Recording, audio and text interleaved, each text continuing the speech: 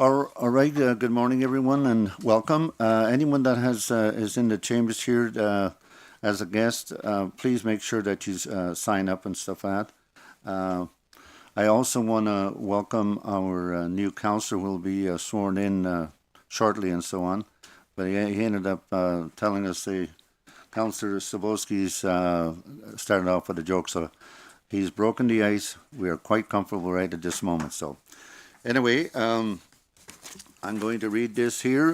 Today's open meeting proceedings will be live streamed on the municipal YouTube channel for the members of the public to view. Members of the public are also welcome to attend the meeting in person and in the council chamber for the duration of the open session. If you are attending the meeting in person and require accommodations, please reach out to the deputy clerk at dclerk@madawaskavalley.ca or 613-756-2747 extension 212 for this request prior to 3 p.m. the day before the scheduled meeting. I am going to now call the meeting to order. At this time, I would like to remind council members and members of the public in attendance that all committee and council meetings are recorded. Please note that these recordings may capture comments made during the meetings or in breaks or recesses. Recordings will be available to the public on the municipal YouTube channel for the members to view. The public may also attend the open session of this meeting in person in the municipal council chamber. Please mute all electronic devices during this meeting. Thank you. First Nations land acknowledgement. As we gather today, I would like to acknowledge on behalf of council and our community that we are meeting on the traditional territory of the Algonquin people. We would like to thank the Algonquin people and express our respect and support for their rich history, and we are extremely grateful for their many and continued display of friendship. We also thank all the generations of people who have taken care of this land for thousands of years. Okay, the adoption of the agenda. There is some documents in front of me that was placed here. It was about the building permit stats and that. I'd like to put that into the agenda. Is there anything else that council feels should be on here? If not, I'll be looking for an adoption of the agenda and the recommendation that the committee and the council in committee agenda for June 3rd, 2025 be approved as amended to add building permit stats under 12.2 provided for council at the table. I'll take a mover, Councillor Blank. Seconder, Councillor Poplinski. Any discussion? Seeing none, all in favor? That is carried.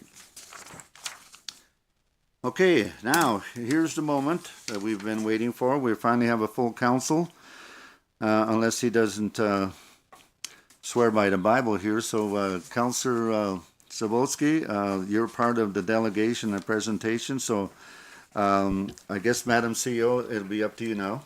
I'd ask Joseph Sabolsky to meet me at the front, and we'll sign your declaration of office.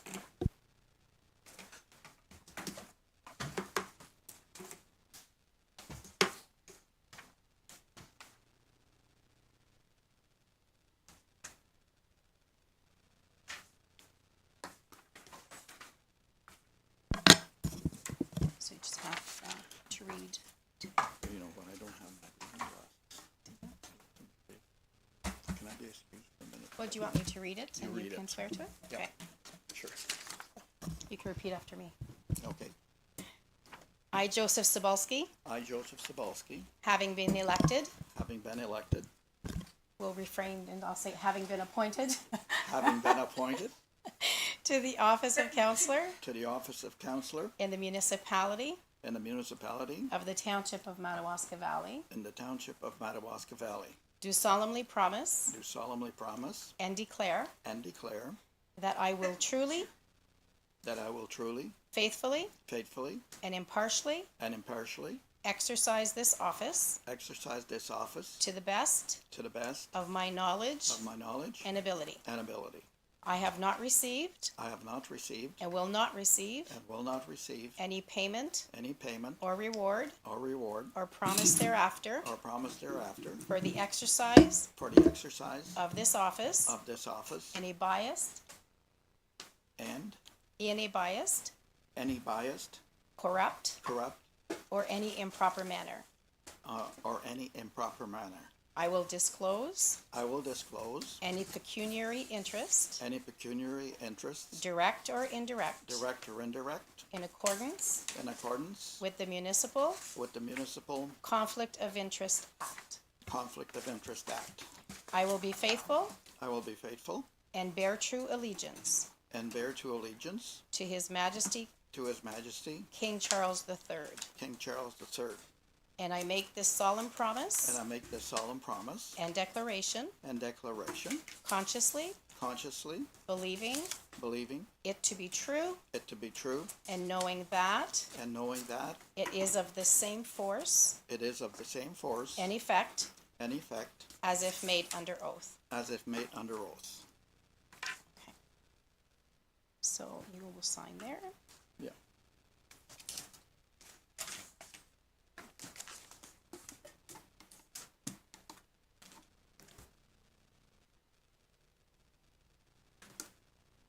There, and I'll just get your Bible. Yep. So that you do swear I do swear that this is in the same force that this is in the same force and effect in effect as if made under oath. as if made under oath. Thank you. And I will sign this.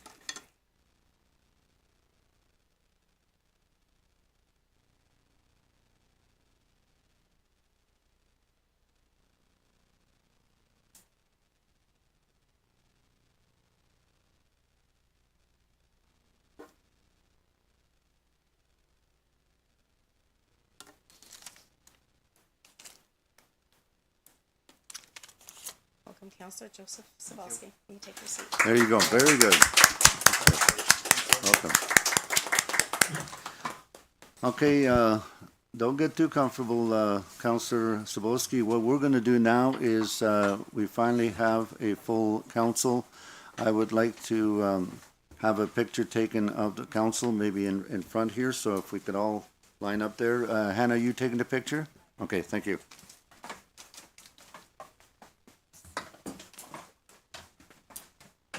Always fun getting around the chair.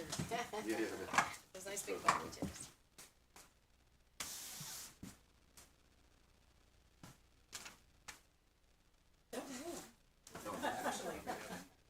Fresh and bright.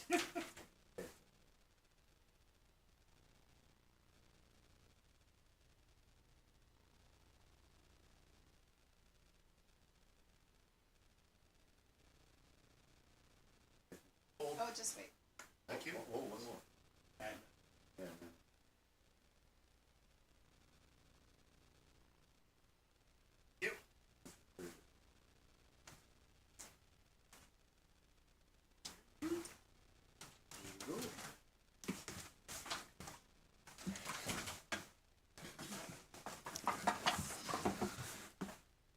Okay. Welcome, Councillor. Hey, Council, we're going to continue now. Minutes of the local boards and joint committee. This is under 6.1. Zurikowski Park Committee meeting minutes. And the recommendation is that the Council of the Corporation of the Madawaska Valley does hereby receive and file the minutes of the meeting of the Zurikowski Park Committee as presented, which was held on August 29th, 2024. Like a motion to, maybe you want to start the discussion before? Yes. Yeah, No. okay, Councillor Blank? Can we move in? Move it first, yes. I'm Yeah. going to move Oh, you're it. going to move it. Okay, sorry. Okay, moved by Councillor Blank, seconded by Councillor Poplinski.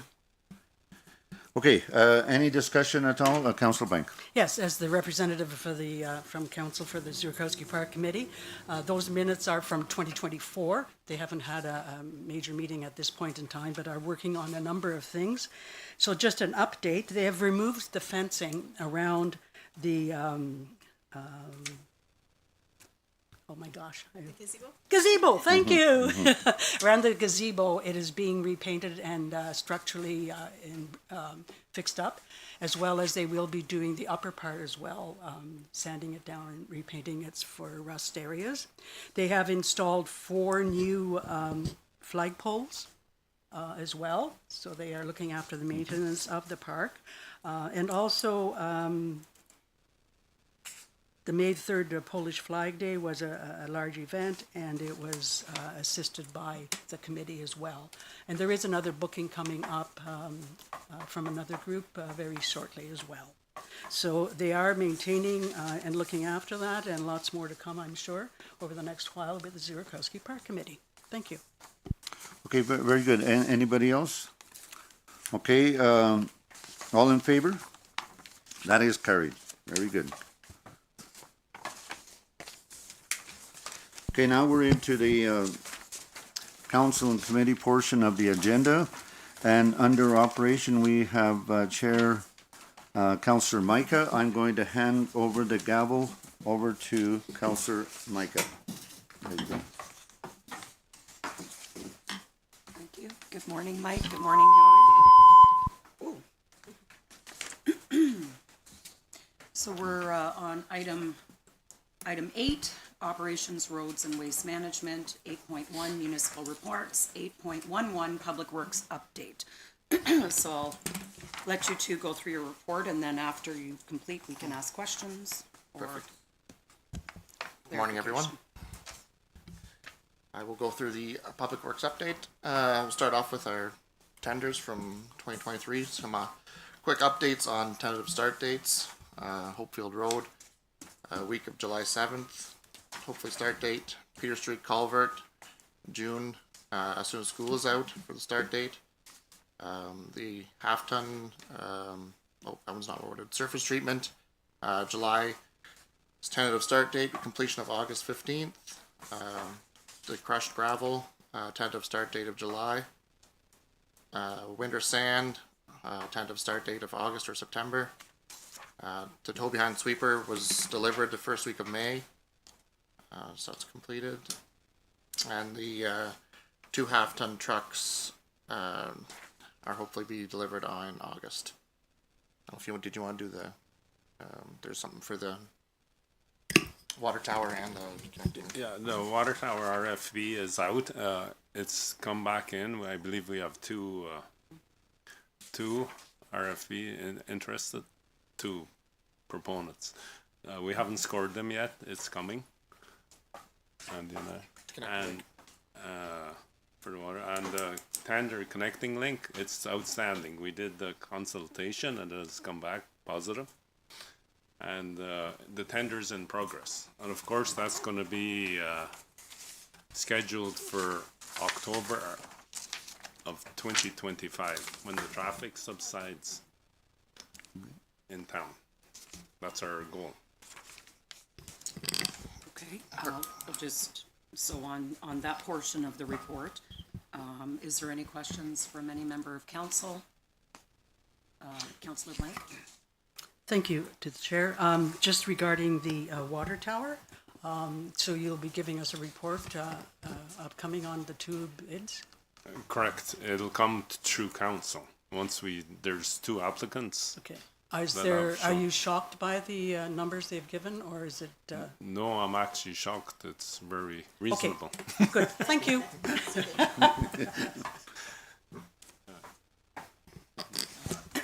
Any other questions from any other member of council on this portion of the report? None for me. Okay, so if we could, I know we had talked about it before this meeting, but if we can get a messaging out to the public regarding potential start dates and completion dates for the work on Hopefield Road, as well as the other road construction projects, that would be great.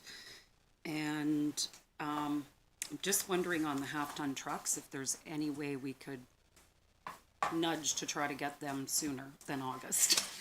We can certainly try, but I believe it's the way of the future. It's with tariffs and everything, and it seems to be backlog. Yep. Even the ordering thing. I'm actually shocked August. that we're getting them by August. That's we're And getting are we them. okay? Can we can muster on with the couple of old ones that we are replacing? They're still running, so as long as they're still running, we'll keep using them until the new ones arrive. Okay. On the tender, and I didn't see it, maybe I could be wrong. I just wanted to, I believe we've received the new tandem plow truck that we ordered in 2024. It's finally been delivered.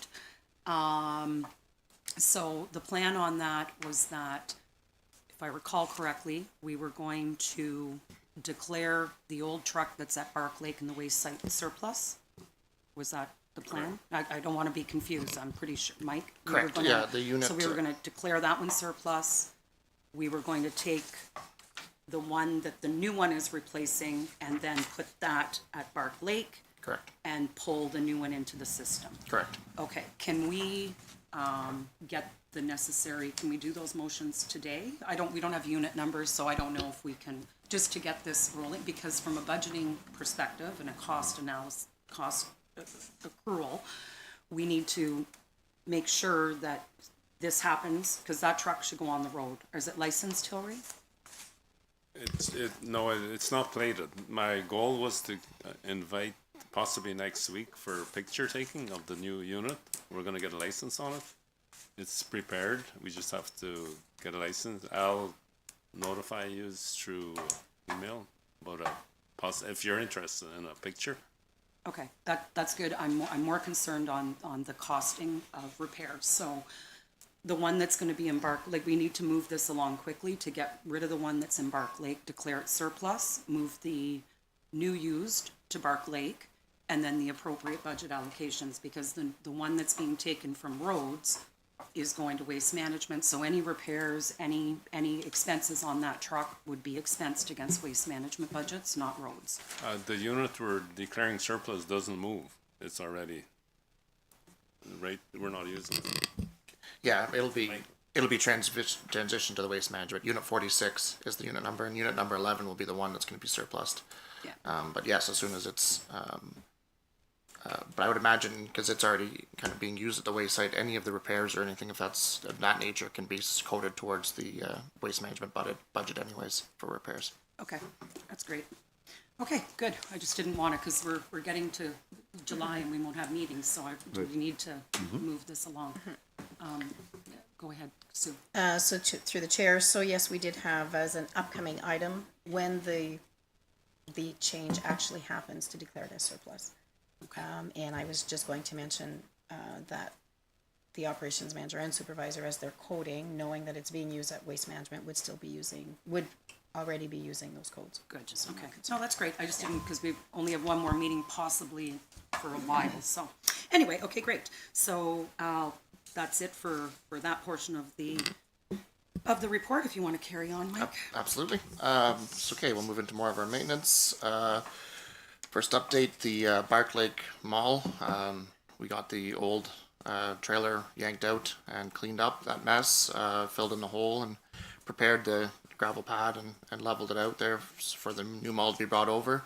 We're planning on doing the move tomorrow when the waste site's closed. So if all goes well, hopefully by the end of the day tomorrow, she should be in place and ready to be opened up. The dangerous trees and brushing is ongoing, obviously. The brush depot, yard 2 is still being used quite heavily. There's quite a pile there already, but we did have quite a stormy spring, so I'm not surprised. And it all seems to be good. I've kind of kept an eye to make sure there's been no contamination with buildings, construction, demolition stuff, and it's all good, clean brush. So it's good to see that it's being used and the rules are being obeyed. Shoulder washouts and grading repairs is ongoing. We're pretty well caught up from the spring storms, so it's just more ongoing maintenance for those items. The hard top patching, cold mix patching is ongoing. We're within minimum maintenance specs, but it's obviously everything with the spring and all the rain we've had is there are some holes out there, so the guys are working with getting it patched up as we can and as soon as possible. The sweeping, Since the arrival of the new sweeper on May 13th, when I did this report, I would say we were about 75% completed with sweeping, but we're probably closer to the 90 after today. So by the end of the week, we should be done with all the spring sweeping. It went really well with the new unit, saved a pile of time, and nothing but good reviews from everybody that's been out and said it does a nice job. So always good to hear. The yearly sidewalk repairs and inspections were completed. Just keep us within our minimum maintenance specs. I did have a meeting with the County of Renfrew representatives for the section of the sidewalk and curb along Siberia Road. It was a good meeting. They're planning on doing a repair for this curb and gutter there. So hopefully they will get back to me shortly with kind of their numbers, what they're planning on doing, how much, and what it will cost us to get on board with repairing the sidewalk in that section. Yearly parking painting, a little bit behind, obviously, with the weather we've had. They're starting this week to try to get some of our no parking and all the painting done around town, but the forecast for the rest of the week doesn't look very good after today, so it's ongoing, but it has been delayed just due to the weather. The parks, the wharfs have been installed. All the benches and tables were out for the May long weekend. Signs of ongoing repairs as vandalism and repairs are needed. The first calcium application is actually happening today, so the first gravel road calcium is going down today. Culverts, it's been a busy season with beavers, really bad this spring for some reason. Wilna North, Pog Lake, up Rosenthal, Skidder Trail, the CN Railbed have all been really bad areas for having ongoing maintenance, getting them beavers out of there and keep the culverts working. And we had to install a new one on Wilna North as we had a culvert fail. Other projects, the two patches on Stafford Street where the water main had blown are scheduled to be repaired hopefully here in June. Just waiting for final dates from the contractor, but get those two and repaved, and then that section will be cleaned up. Any questions, I guess, on that section before I move to the next one? Councillor Blank? Thank you. Just a couple regarding patching and that. Hillebrand Street, I know that you guys have gone there a few times and there's still more holes again, so I think that is a very important road that has to get on our next list of work to be done. It is a very heavily trafficked road, and there's a lot of stuff happening there, so I think we need to do that, and thank you for following up on that and doing that. Okay. Also, in the parks, I've received a few more complaints regarding not having enough garbage bins around. And I know our thought on that, or a thought on that, was that people are going to be dumping their garbage there anyway, that instead of taking it to the site for the $2 and stuff like that. But I think we're not servicing those that are using our parks and our public streets. I think we need to have a few more of them around. Just alone on down by the docks, by the lakeshore, there's only one bin there. A bear bin, I guess it's called. And there used to be one at the other end as well, too. So we're going to end up seeing more stuff thrown along the road because people are not going to walk all the way up to the other one. I think we need to put one there. And on Main Street, I think we need to look at another one or two spots for that as well. I think Lakeshore Park is fine. Down in Combermere, I believe everything is okay there. And I think we need to have a few more of them out and test them. And if we get other people's garbage, well, so be it. But I think we need to look after the needs of the community and the businesses so that there's not stuff blowing around more often. Thank you. Also, the arena, two items. I spoke briefly with Andy Popinski, and I think that you have probably information regarding the arena. The door frames that we had requested to be the exit door frames need some work. Any follow-up on that? And also, we had discussed getting a roof over the exit door on the side of the building from the lounge for safety reasons. And it is already June, and I think we need to get that done because come September, the ice goes in. So I think our need to get that done. I'm not sure what has been done on that, but if you have any suggestions, I'm open. But that's it. Thank you.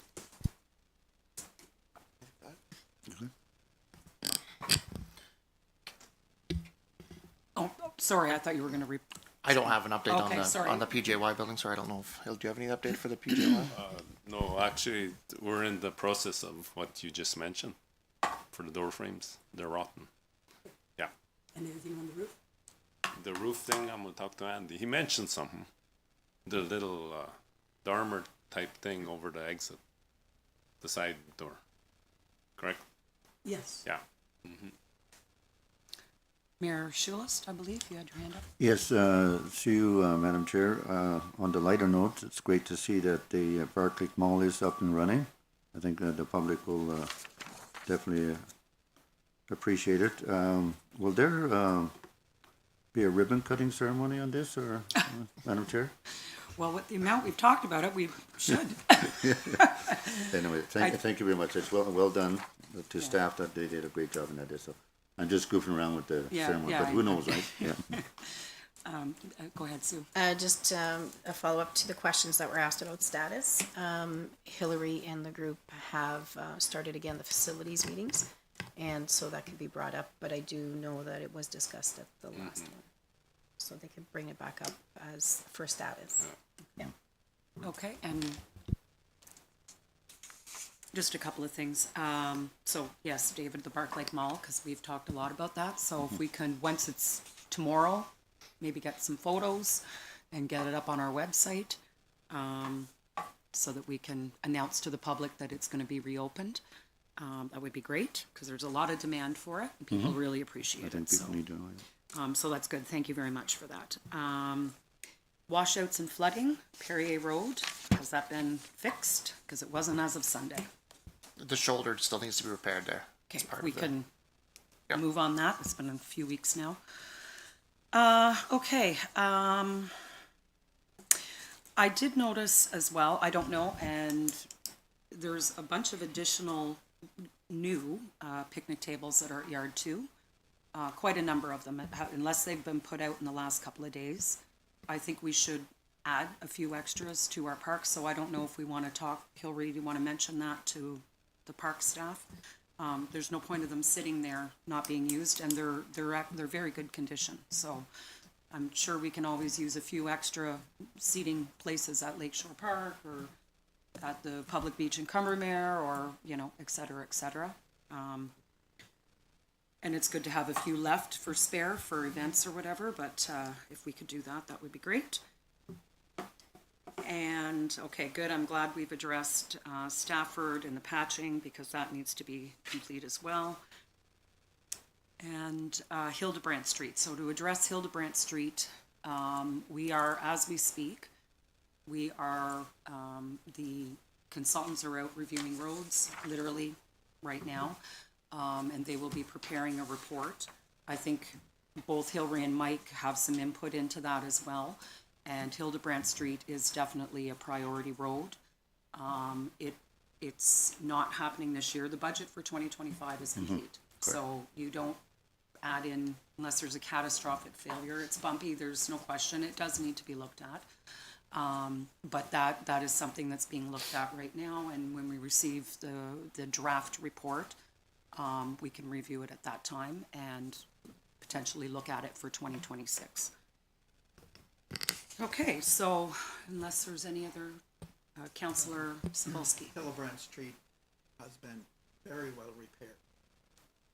It's probably the best repair I've seen within the past week. It's smooth, no hole, Excellent, good to hear. it's well done. Thank you.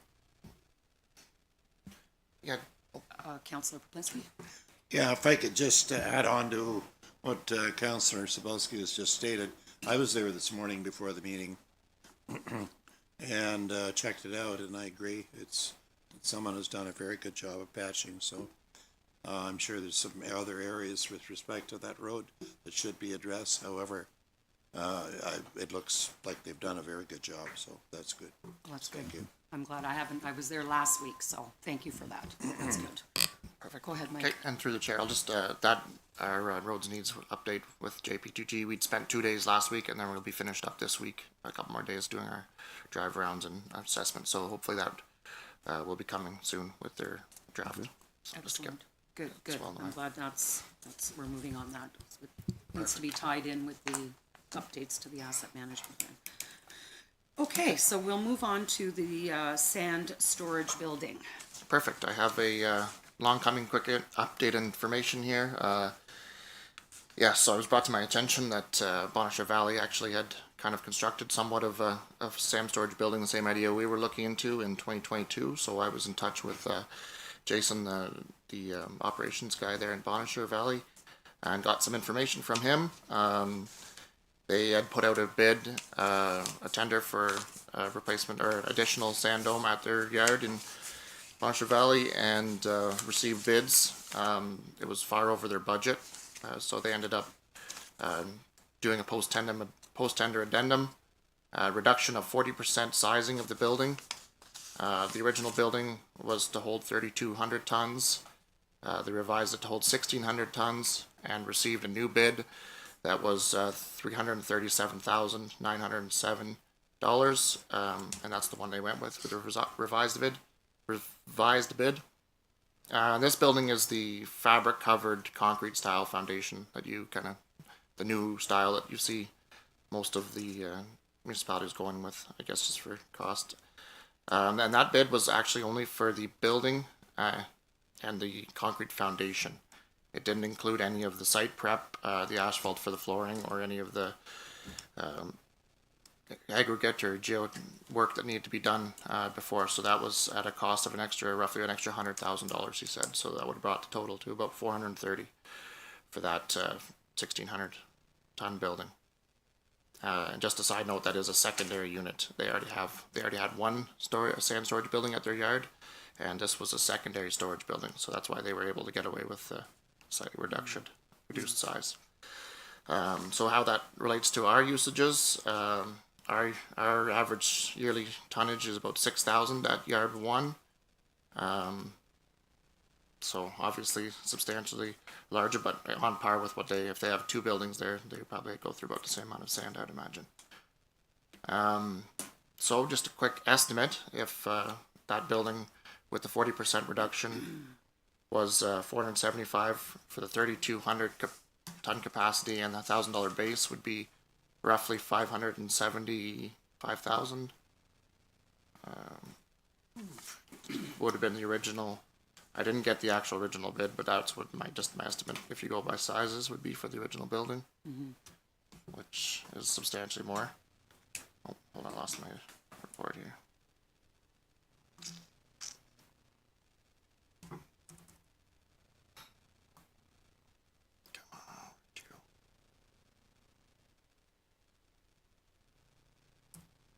I lost it on there. Yeah, I went away. Okay, so the end result, yeah,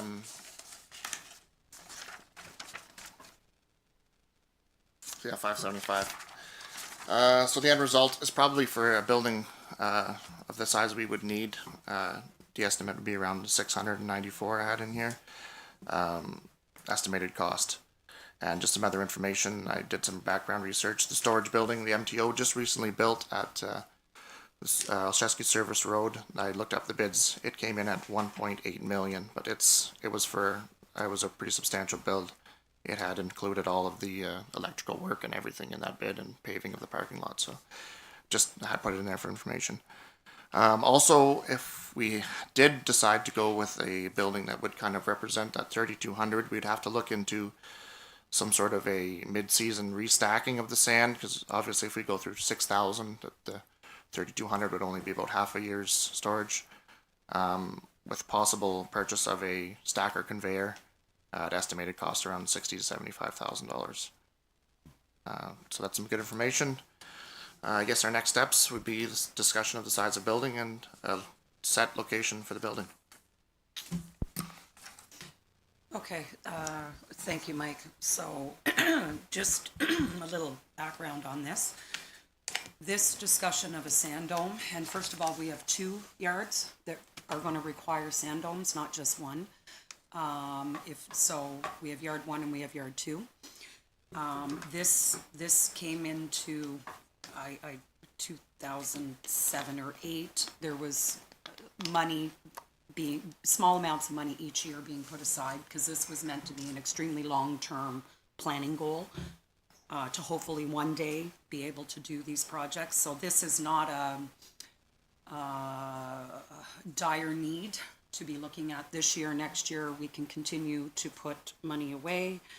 I think the hope was at the time as well to be able to, if possible, take advantage of grant funding to offset some of that cost. So I appreciate the information, but I don't see, if we're going to put in a sand dome, we need to put in one big enough that, I mean, putting in one that's only half the amount and we'd have sand inside, sand outside, talking about buying stackers, who's running stackers. I mean, this is not the way to go. Even if it was slightly higher and you start off with in the early part of the winter an outdoor pile, and then moving inside where once it gets really cold and snowy and freezing rain and God knows what else. So I think we should continue to do some research and never take our eye off the ball on this, but was always planned as a long-term project. There was no end date goal to say by this date we will have. And we have been putting money away, and we can continue to do that as well. And there is, the yard 2 in Combermere is easy because it's big, it's cleared, it's flat, so that's not an issue. Yard 1 does indeed require some investigation as far as location. There potentially could be a site that could be cleared on property we own behind the ball field. On the hill, there is a flatter area where the hydro line runs. But it would have to be thoroughly investigated because that would be a possibility. And then it's actually a good separation away for the trucks to, sort of away from the main area in front where all the traffic and parking and et cetera is. So there is one other, when you have time, this isn't, tomorrow, if you could, I believe Abbotston and Bromley just completed, whether it was a new one replacement in addition to, I'm not sure, what exactly they installed, how big it is, but it would be at some point to just send an email and reach out to them and get some information from them as well. That'd be great. Any other questions, Councillor Blank? Thank you to the chair. Yes, this has been a part of the discussion for many years. I know it then, not too long ago when Councillor Olszewski was still with us, it was a big discussion at that time too, and I think all of Council concurred that we need to find the right plan, the right item. I concur with Councillor Micah that it's a long-term plan. We need to look at both sites. We need to look at the location of those, but also we have to look at the cost, because I believe there are other companies around too that we just can't go with one or two. I think we need to really research the type of building we want, the sand dome that we do need and require. And of course, we don't want it small, just like Councillor Micah said, but I think we need to let it sit for a bit and look further.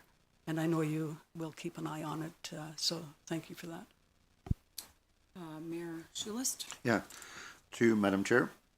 Just one question here is, Bonecher Valley, are they happy with what the decision they made on theirs in 2022? Yeah, he says it works well for their needs. Okay. Yeah, and I agree with Madam Chair is that we need to get more, and also Councillor Blank, that we need more stuff to come to our table so we can make. At the same time, when it's budget time, we need to start putting more money towards this project because we can see that there will be more needed. Right? Thank you, ma'am. Any further questions on the sand dome? Seeing none. Okay, I think that concludes the report. Is there any other questions from council with regards to operations from council while Mike and Hillary are up here? Hillary, you're allowed to ask a question. No, just a quick question. Do you want me to set up a picture taking next week of that new tandem? Yeah, Somewhere, and your flexibility, or if you're interested.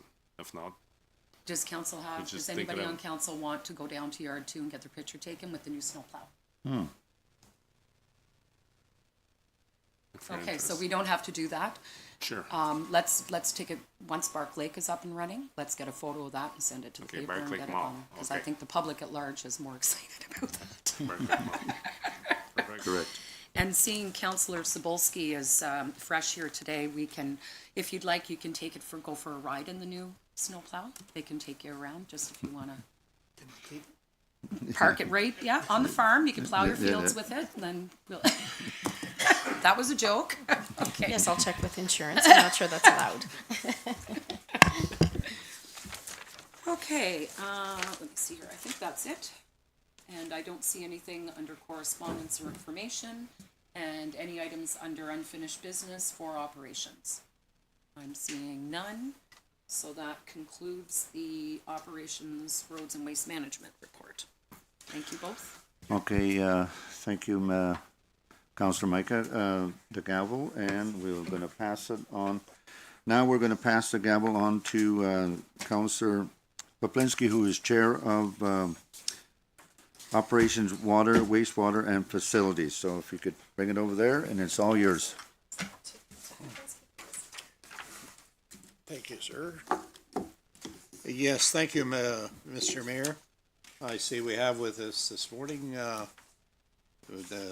friends from, Aqua, Ashley, and, his assistant. Yes, thank you.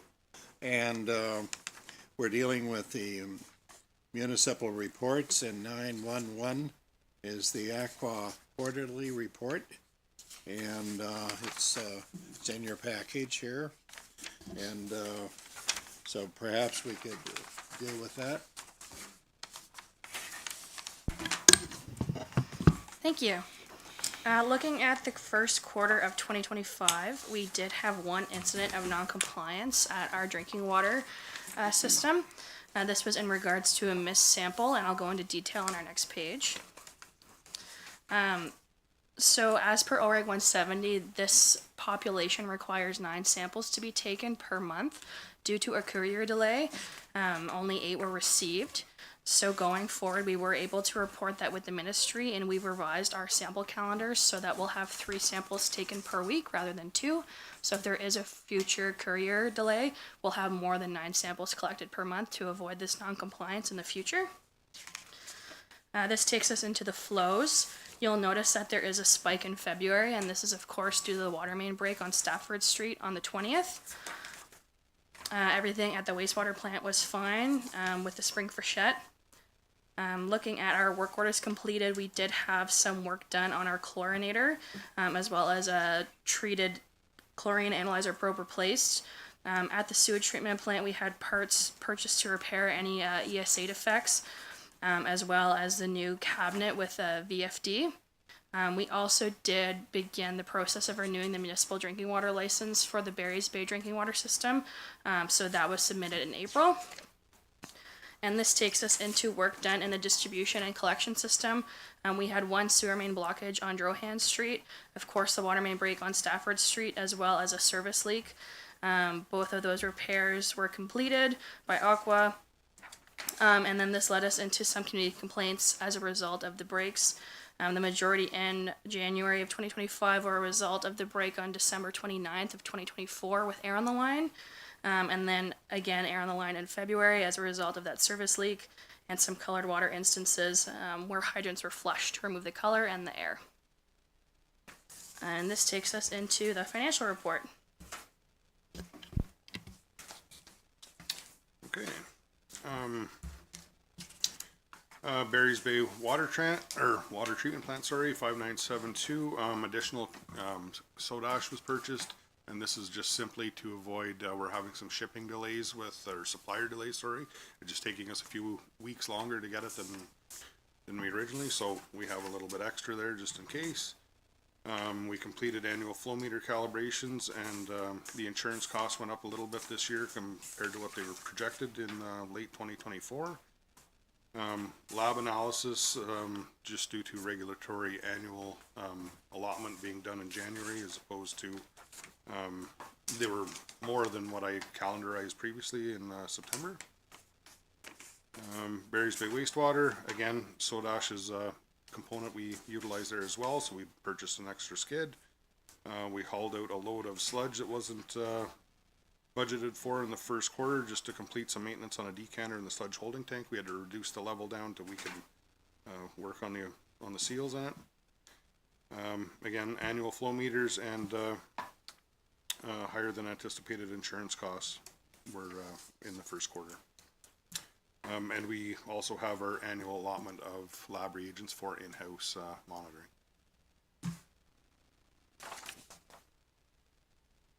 And that is, all I have for that. Is there any questions? Yes, Councillor Blake? Thank you to the chair. Thank you for your report and information. Two items. I noticed in the last month there was a lot of many odors, many days of bad odor down that way. What was the reason? I know that it does happen on occasion, but this was more than the average, I believe. Yes, we did, we were completing our sludge haulage. I think last week alone, we took out between 16 and 18 loads.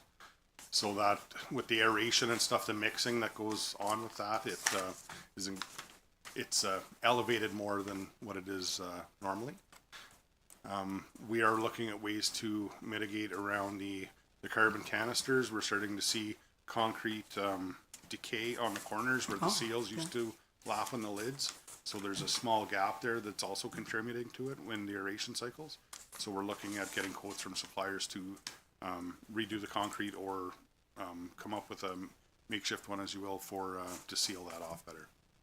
Okay, because I'm sure that every facility within every municipality has that same thing with the problem with the odors, and I'm just surprised that nobody's come up with a better idea of how to control that, especially when they're in an area where there are houses and stuff like that and playgrounds.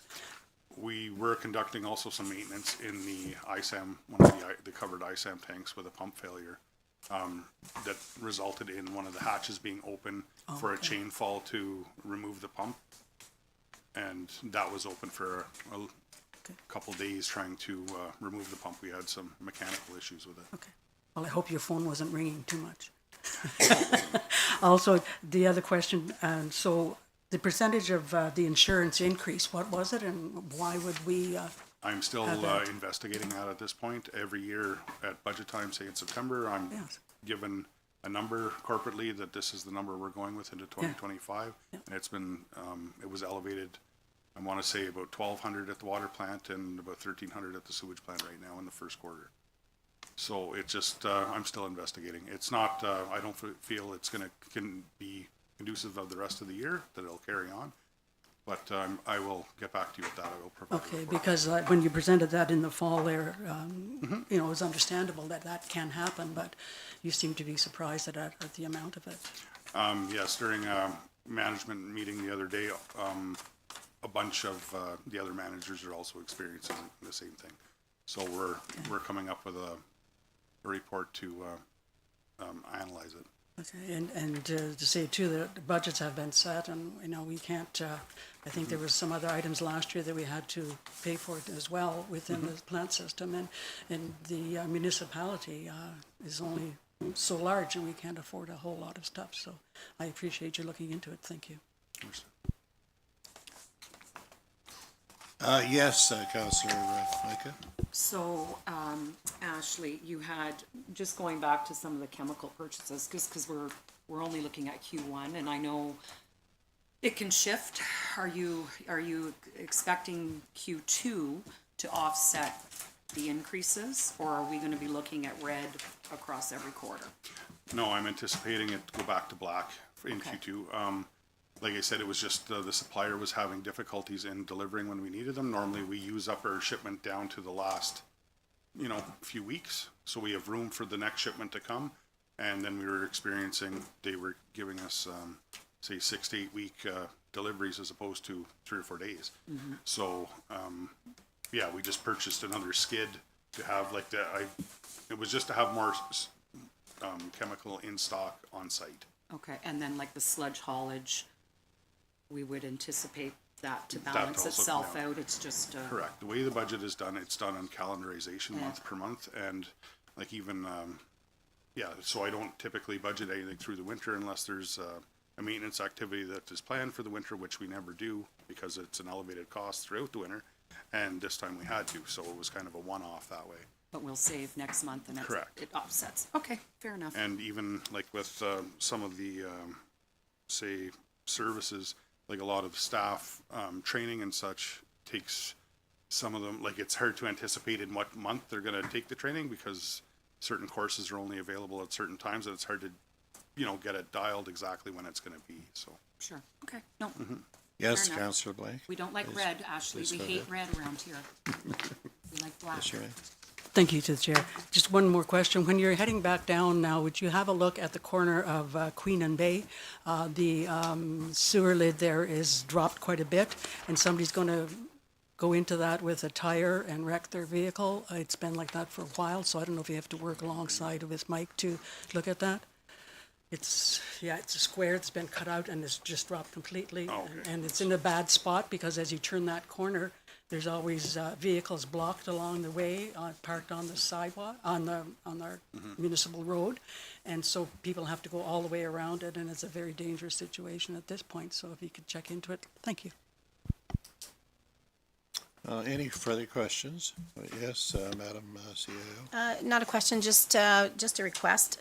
So whenever there are some situations, Ashley, when Aqua is doing some repairs such as what was described that contributed to the elevated odors, if you want to advise staff, we can put some kind of notice out through our social media, just so that, they're aware that it's not something unusual.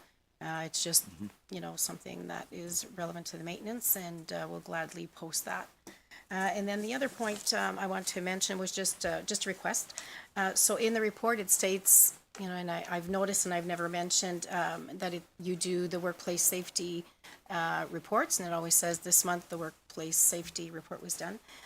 Is there a possibility to get I would like to get a copy of the template, because council is going to be accepting the health and safety manual policy, and it has the workplace safety checklist for each of the facilities, and because it's a municipally owned facility, we should probably include that as a template that would be used, or that is being used. Certainly. Thank you, Madam CAO. Very good to be proactive and, no further questions? Just going to make a comment about mentioned no incidents of ECA exceedance in the report for Q1. And also the workplace inspections were completed monthly and no outstanding health and safety issues. It's always one of the things we look for, and not just outstanding orders, but these issues of safety, of course, are always a concern. So, and we're dealing with a period of high inflation, dealing with material. I see you're within budget in terms of hours and what we're seeing, of course, is an increase in supplies and service beyond, and we're experiencing that in many other facets of our life right now. So it's something we have to bear with, and we'll deal with it when the time comes. Good. Okay. So 9.12, the expenditure. Perhaps you can speak about that. Certainly. So for the Barry's Bay water plant, we purchased collets for the low lift pumps. The collets hold the vertical turbine impellers in place. There's 3 of them on each pump, and it's just preventative maintenance, just to ensure they wear out after time. And these ones were starting to wear, so they were all replaced. That was the in-house staff completed the work. That was just the price for the actual collets themselves. Chlorinator parts, just regular preventative maintenance on the chlorinator, injector, regulator, and diaphragm repair kit.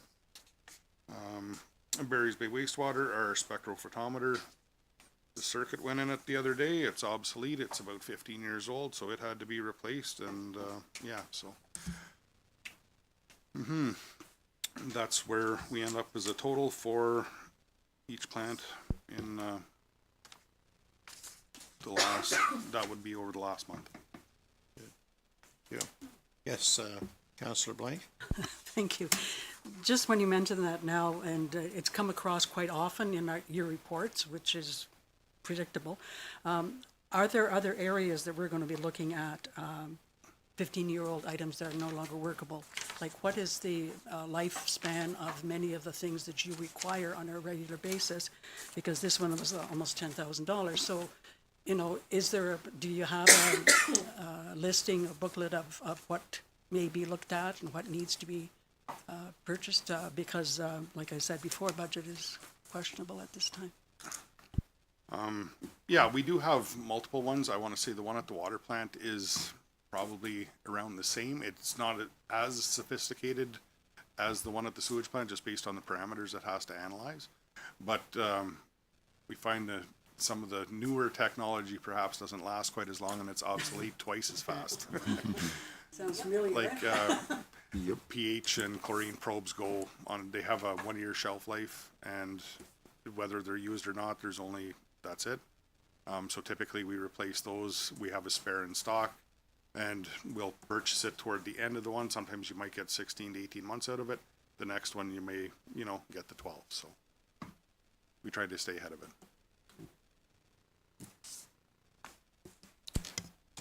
Yes, Councillor Micah? So then, just to summarize, these, what you've purchased, are we going to be outside of budget, or are we covered with regards to how you've got things allocated?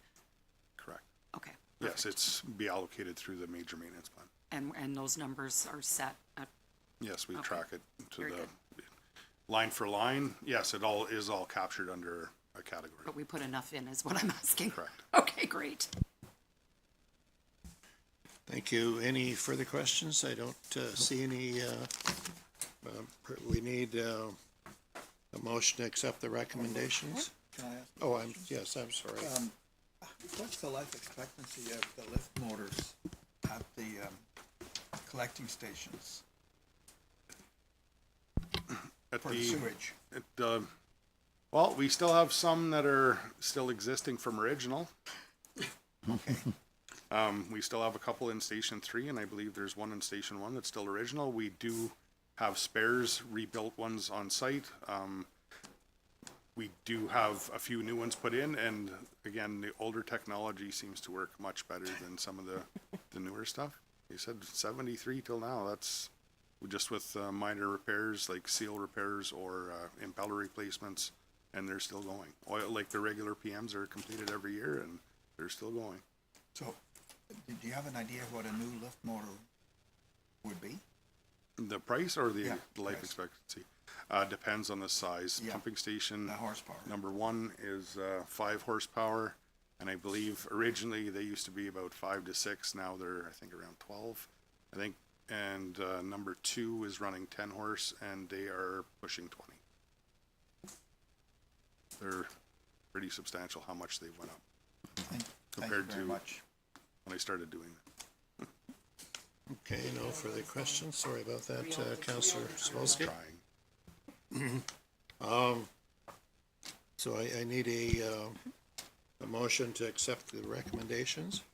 Through the chair, I can read the recommendation. That council and committee recommend to council to approve the Ontario Clean Water Agency expenditure request as presented in the total amount of $12,509.86 for work order numbers for the water plant 5972, 44279094, 44249096, and for the wastewater plant WPCP 5979, order number 4553633. Thank you. I look for a motion to accept. Councillor Micah and Councillor Blank. Any further comments? Seeing none, motion granted. All in favor? So, All in favor? okay, all in favor? Yep.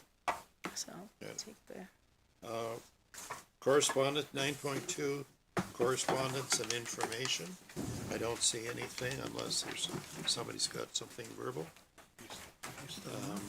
Thank you. Nothing? Nope. 9.3, unfinished business, nothing. And so then I'm gonna pass the gavel back over to Mr. Mayor. thank you. Okay, thank you, Chair Popinski. Now, fire protection and emergency management. I'm gonna take this over here, Councilor Sabowski, until, get his feet wet, and also we need to, pass a bylaw, I think, to go and say that he's going to be, in that, committee, right, or the chair of that committee. So if you don't mind, Councilor Sabowski, I'll try to do my best. Much appreciated. Anyway, I see the chief is here, and 10.1, there's what we've got is the fire activities and call for service. So, chief, if you could take it from here. Okay, I'll start off with the maintenance repairs. The 2012 South Hall pumper had its annual safety check done. It passed with no issues whatsoever. Bearcom inspection will continue working with the radio communications issue. The issues are getting better. We can now communicate with static dispatch. It's not clear as a bell, but at least we can actually talk in the village again. They've done a pile of work and still investigating what's causing all the issues, but we're getting about a 3 out of a 5 to be able to speak to dispatch. So even we leave the hall before we couldn't speak at all in the village, but now we can at least make proper communication to know we're responding and talk back and forth. We're leaving the trucks still getting out of the village limits. We're not sure. They did some tweaking on the Foymount tower. There wasn't a problem up there now with the one repeater. They said it was cracked, so they fixed that, replaced it. But there is still static. They said there's still interference, but they're working on that. They got more questions for me before I come up. Sent me an email to follow up some more. Training and meetings on May 9th and 10th. Members of North and South Hall trained in the South Hall on the SP 103 welfare training for municipal firefighters.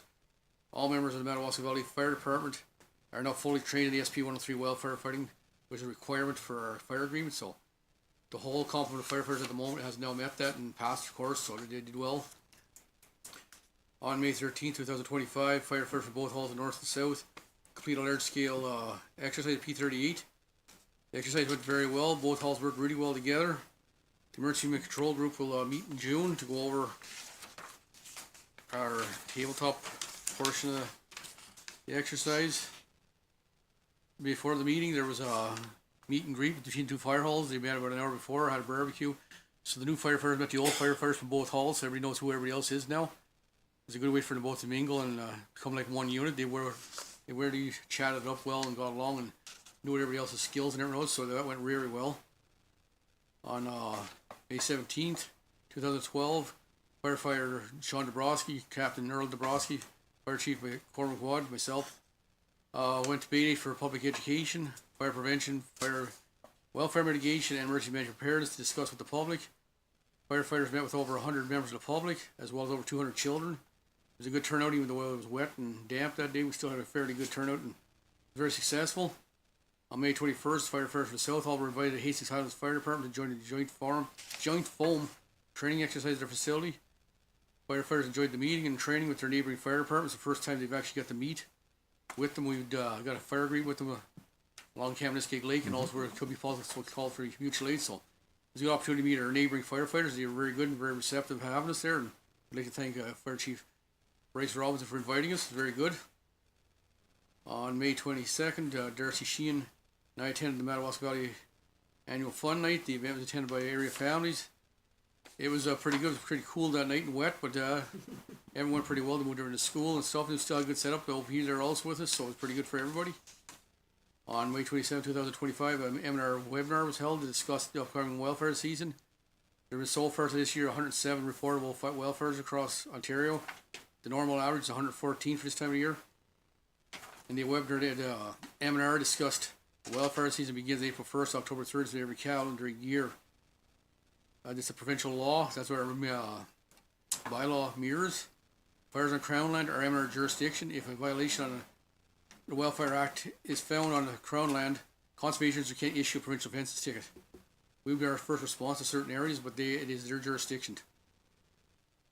Under the agreement, municipality should report all smoke or fires that are burning on the ground. So it's a structure fire and spreads to the ground, it has to be immediately reported to the M&R.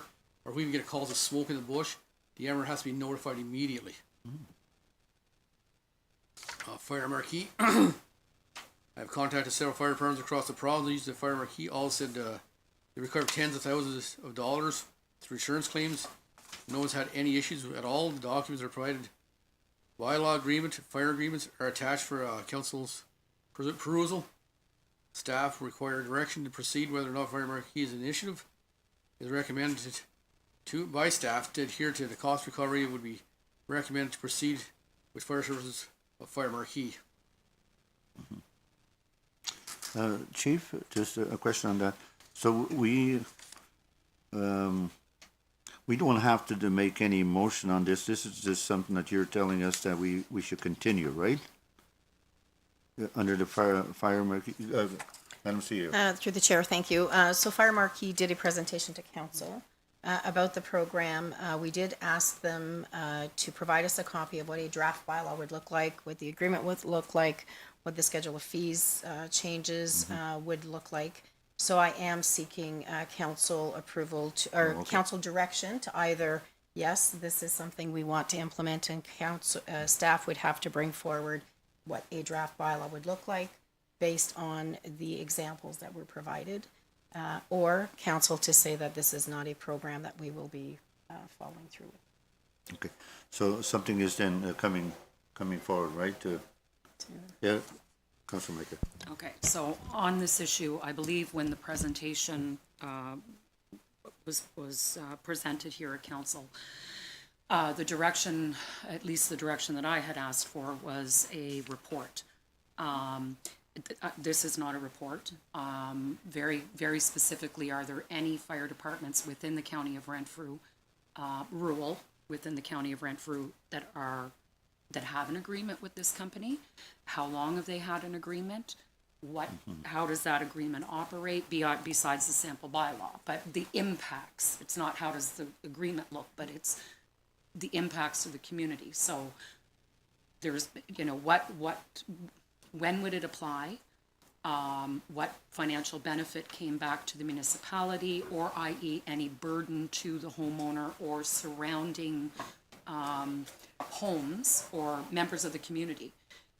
Does it impact the general community's fire insurance rates to go up? And I think the only way we would know that is if a rule similar in nature to us had been operating with this service for multi-years, not just we signed up 6 months ago, but over the course of a 3 to 5 year period. This is the benefits, these were the pros, the cons, and at that point for council to have a discussion. And is it, because we don't want to, or at least I'll speak for myself, we don't want to add additional administrative burden to staff, et cetera, if there's no significant benefit coming back, and i.e. it is burdensome to the public. Because when I read this draft agreement, there's a lot of red flags in this contract. One, that you have to sign up immediately for 5 years. Then there's an automatic renewal term after 3 years. If council agreed, I would want to see a sign-up period to start at 3 years. That would give whatever terms of council an opportunity. You're not locked in for 5 years, and certainly not an automatic renewal. That renewal must come back to the council of the day to be discussed, and the council decides if they want to renew or not. So those were 2 red flags. When I read how the financial recovery works, that this company takes 30%, fair.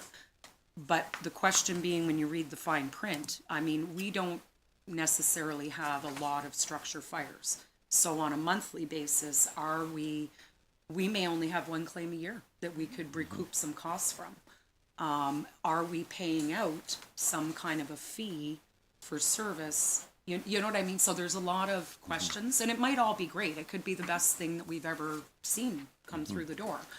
But I think we need more information, and particularly from rural municipalities.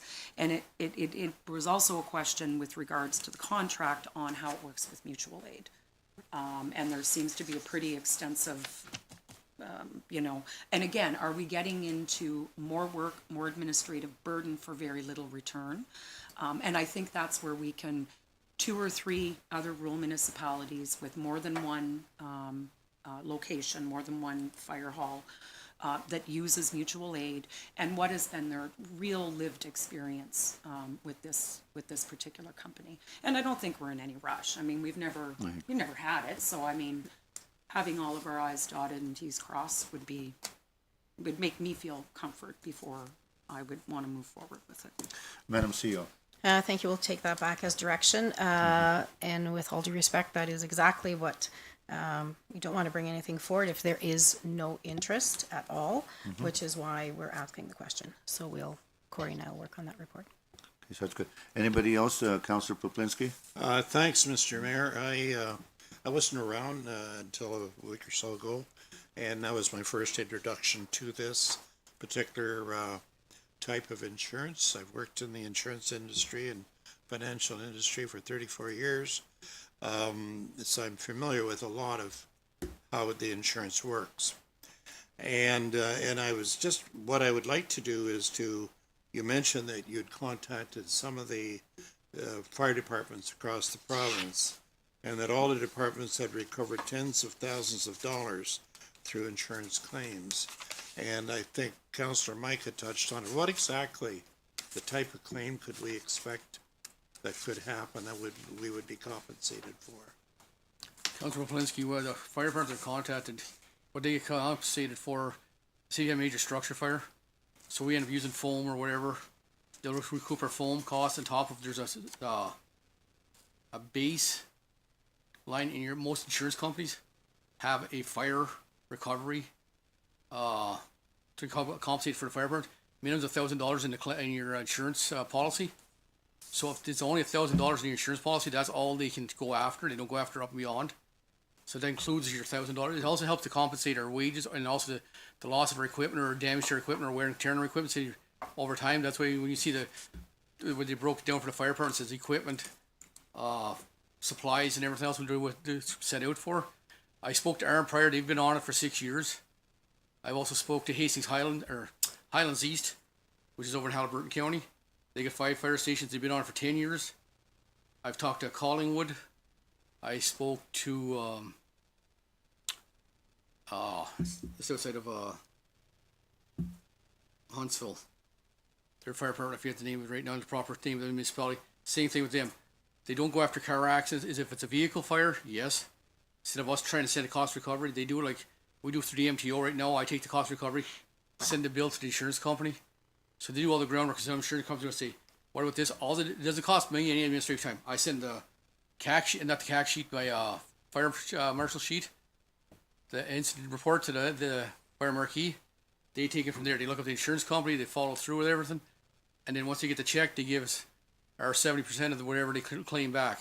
It doesn't affect the outside, like the neighboring insurance companies. It doesn't affect your insurance other than, like, say you had a structure fire. Right now, we go to structure fires, we claim nothing.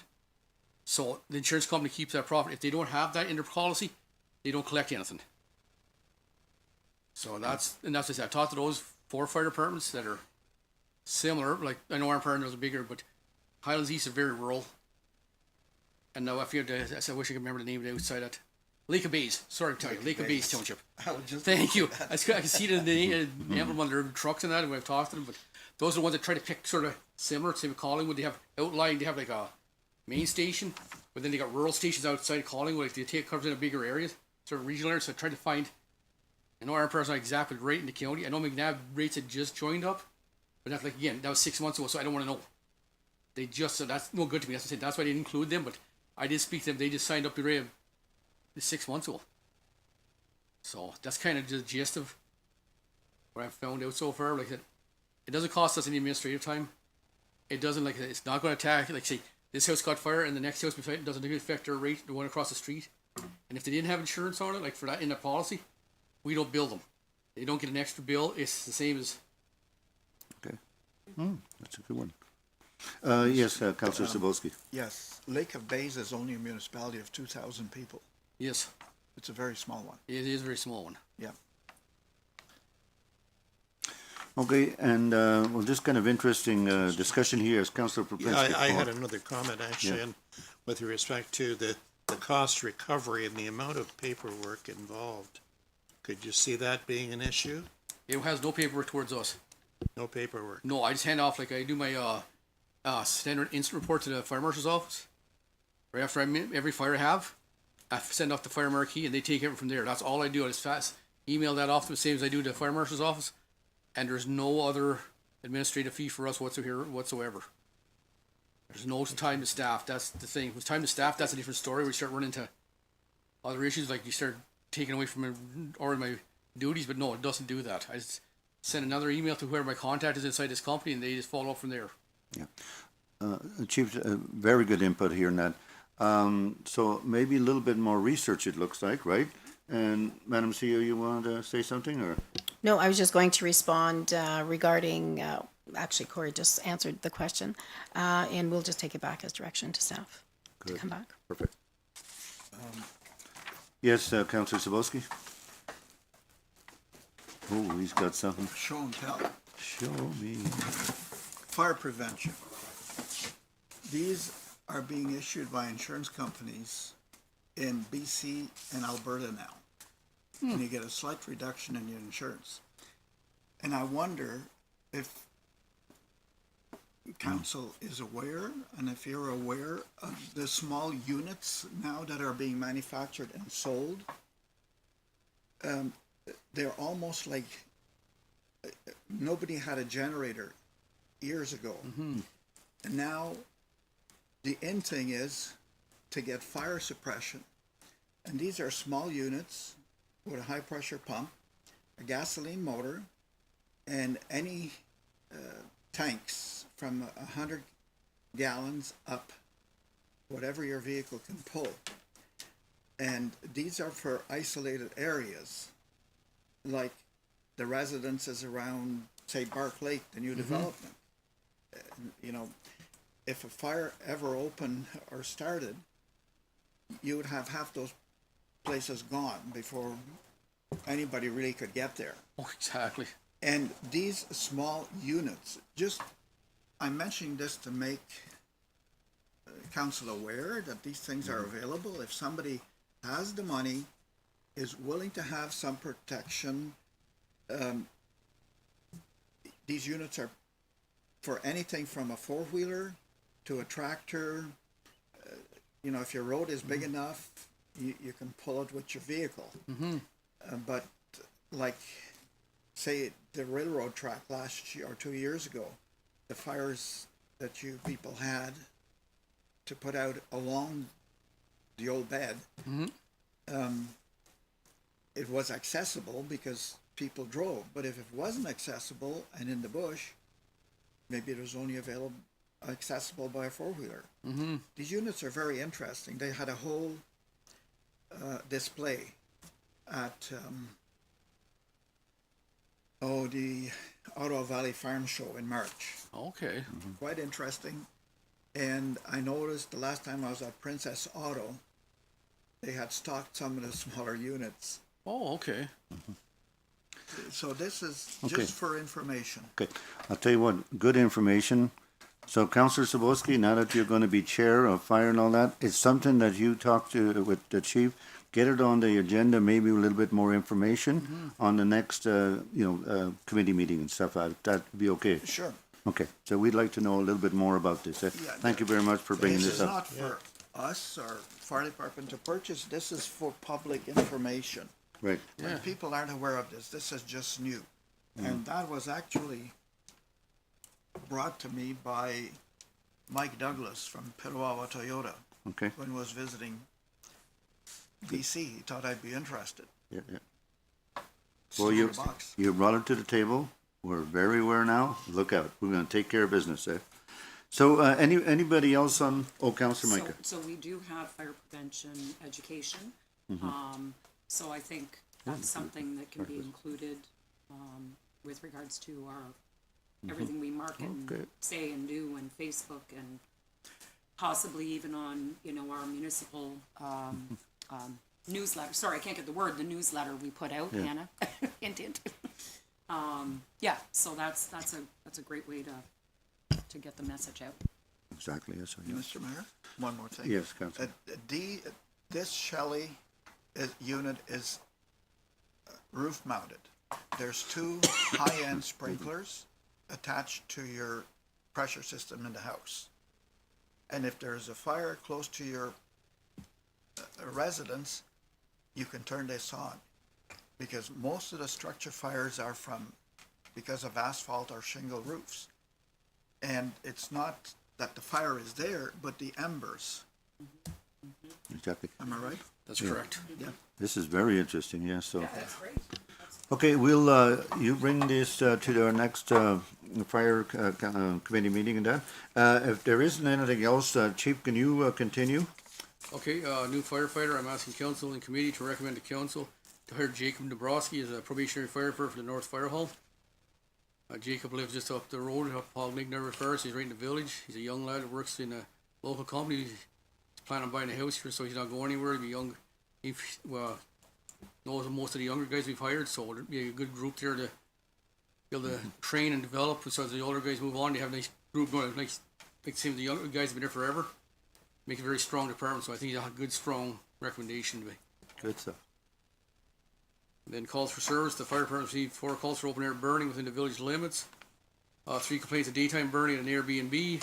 Warning landlord has been sent to the Airbnb.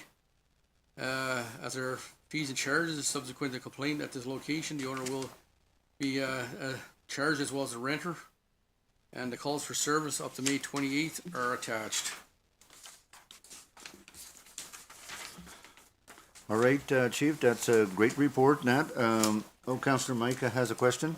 Sorry, Corey, I just want to, on the actual report, on this report, Yes, I don't know if there's, because we keep track of these, right? So, if you look under fire on unauthorized burning daytime permit, you've got 4 there, Yep. and then unauthorized burning within the village, there's 0. Should that 4 be probably moved down. moved down? Yeah, it's probably missed If we put in can the wrong make, location. if we can amend that Yeah, and I'll soon. ask that to be done. And the false alarm.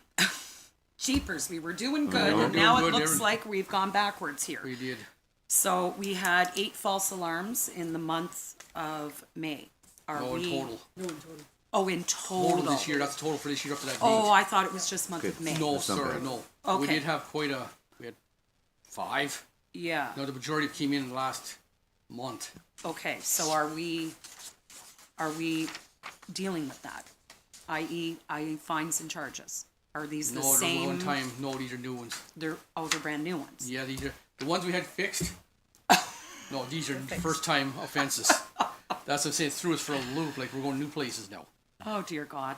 Yeah, no, that's what I'm okay. saying, it's like, oh. So more public education Yes. awareness, if we can maybe get some stuff out there and, you know, maybe an article, like besides just throwing an ad in the newspaper, maybe the newspaper would be interested in doing an article and, because again, you know, we can't afford to have guys running out for no There was reason. 2 at local schools.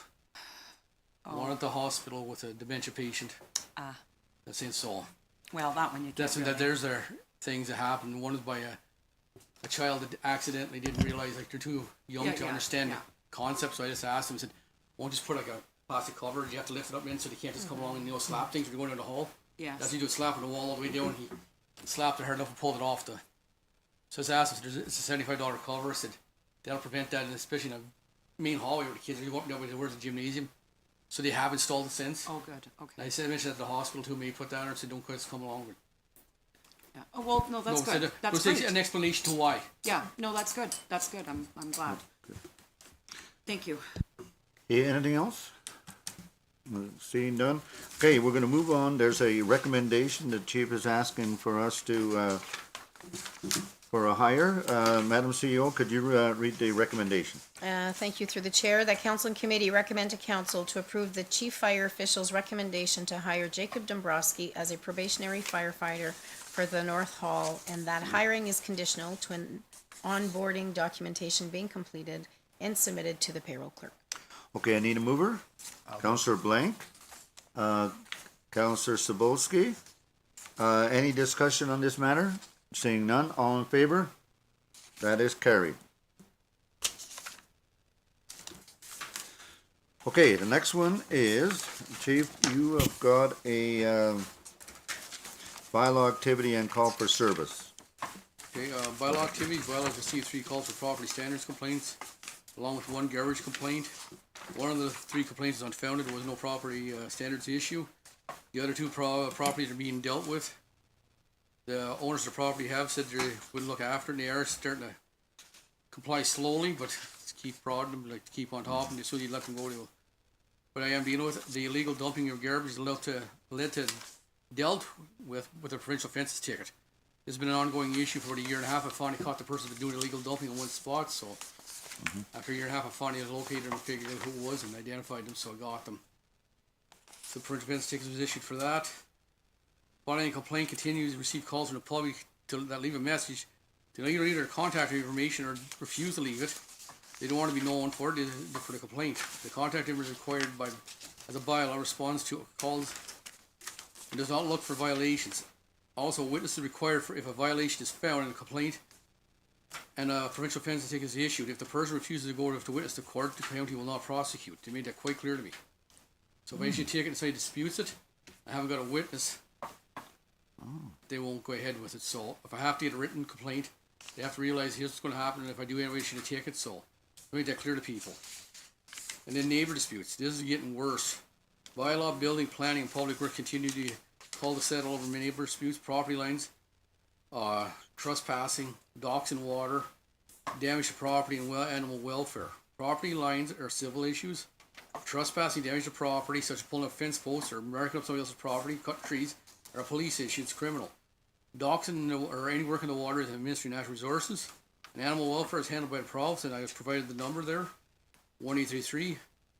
1-833-926-4645.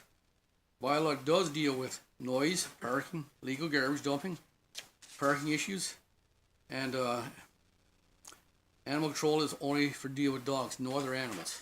Just when we will answer to it, we will do what we can. You have an opinion, I have to look at both sides of the story and figure out what's the actual fact. And I'm not because I'm only a charge, I don't get to tell you that, but I follow up with every single one and put it on CGIS, anything we do get.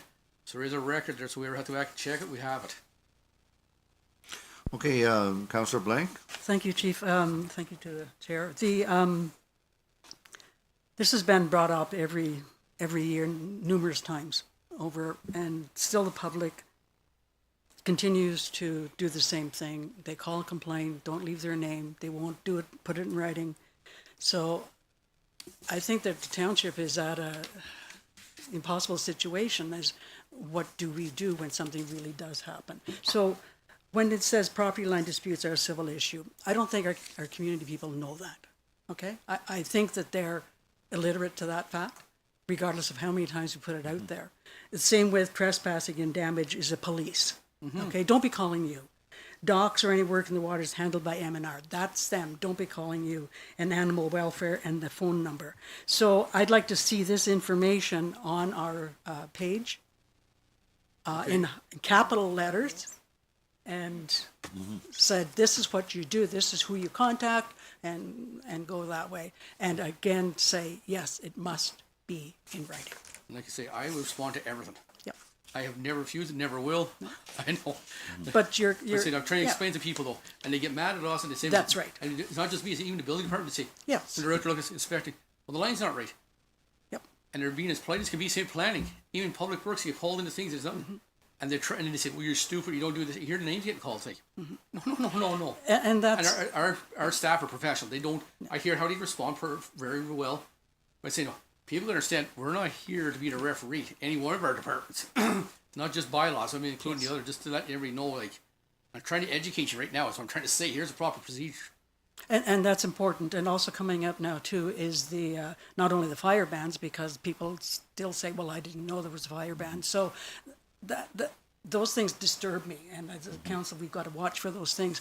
But also, what else is coming up is fireworks. Like, people continuously use them. And I think, it's something that we have to put our hands on at one point or time. But I would like this to be on. You'd like to have it more highlighted so that you want to make sure the message out there. Yeah, you get your calls and all that, and you don't want to refuse it. You can direct, say this is a matter that is not our concern, but they need to know that. But I do have to agree with Councillor Blank. We need to emphasize all this here because really it's just sometimes people just don't hear it or see it, right? So Madam CEO. I just want to clarify that, yes, I think it was the last meeting or meeting before that, we did share that it has been changed on our website, so we do have those numbers. Staff have been provided the numbers, so we provide them whenever we can. I think we too as staff recognize that even though they call, even though we explain that it has to be in writing, what staff has done now is if we're taking the call, we let them know, is it okay if we file on the website on your behalf? Can you give us an email? Can you give us a phone number? And if they do, staff has been inputting that so that it does go through the system. And I think we've had a lot more going through the system that way. Did you want to speak? There was also, and I think another education component that we can add to property standards is Corwin has responded to a complaint of grass and property standards of vacant lots in the urban area.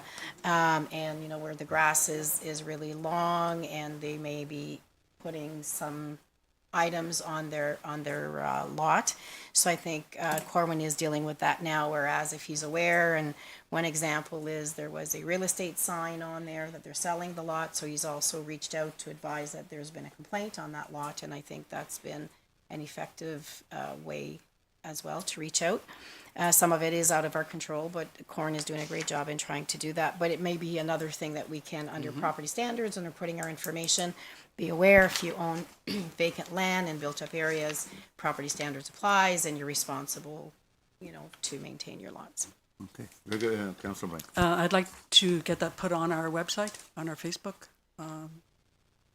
as well, please. Okay, Thank you. direction.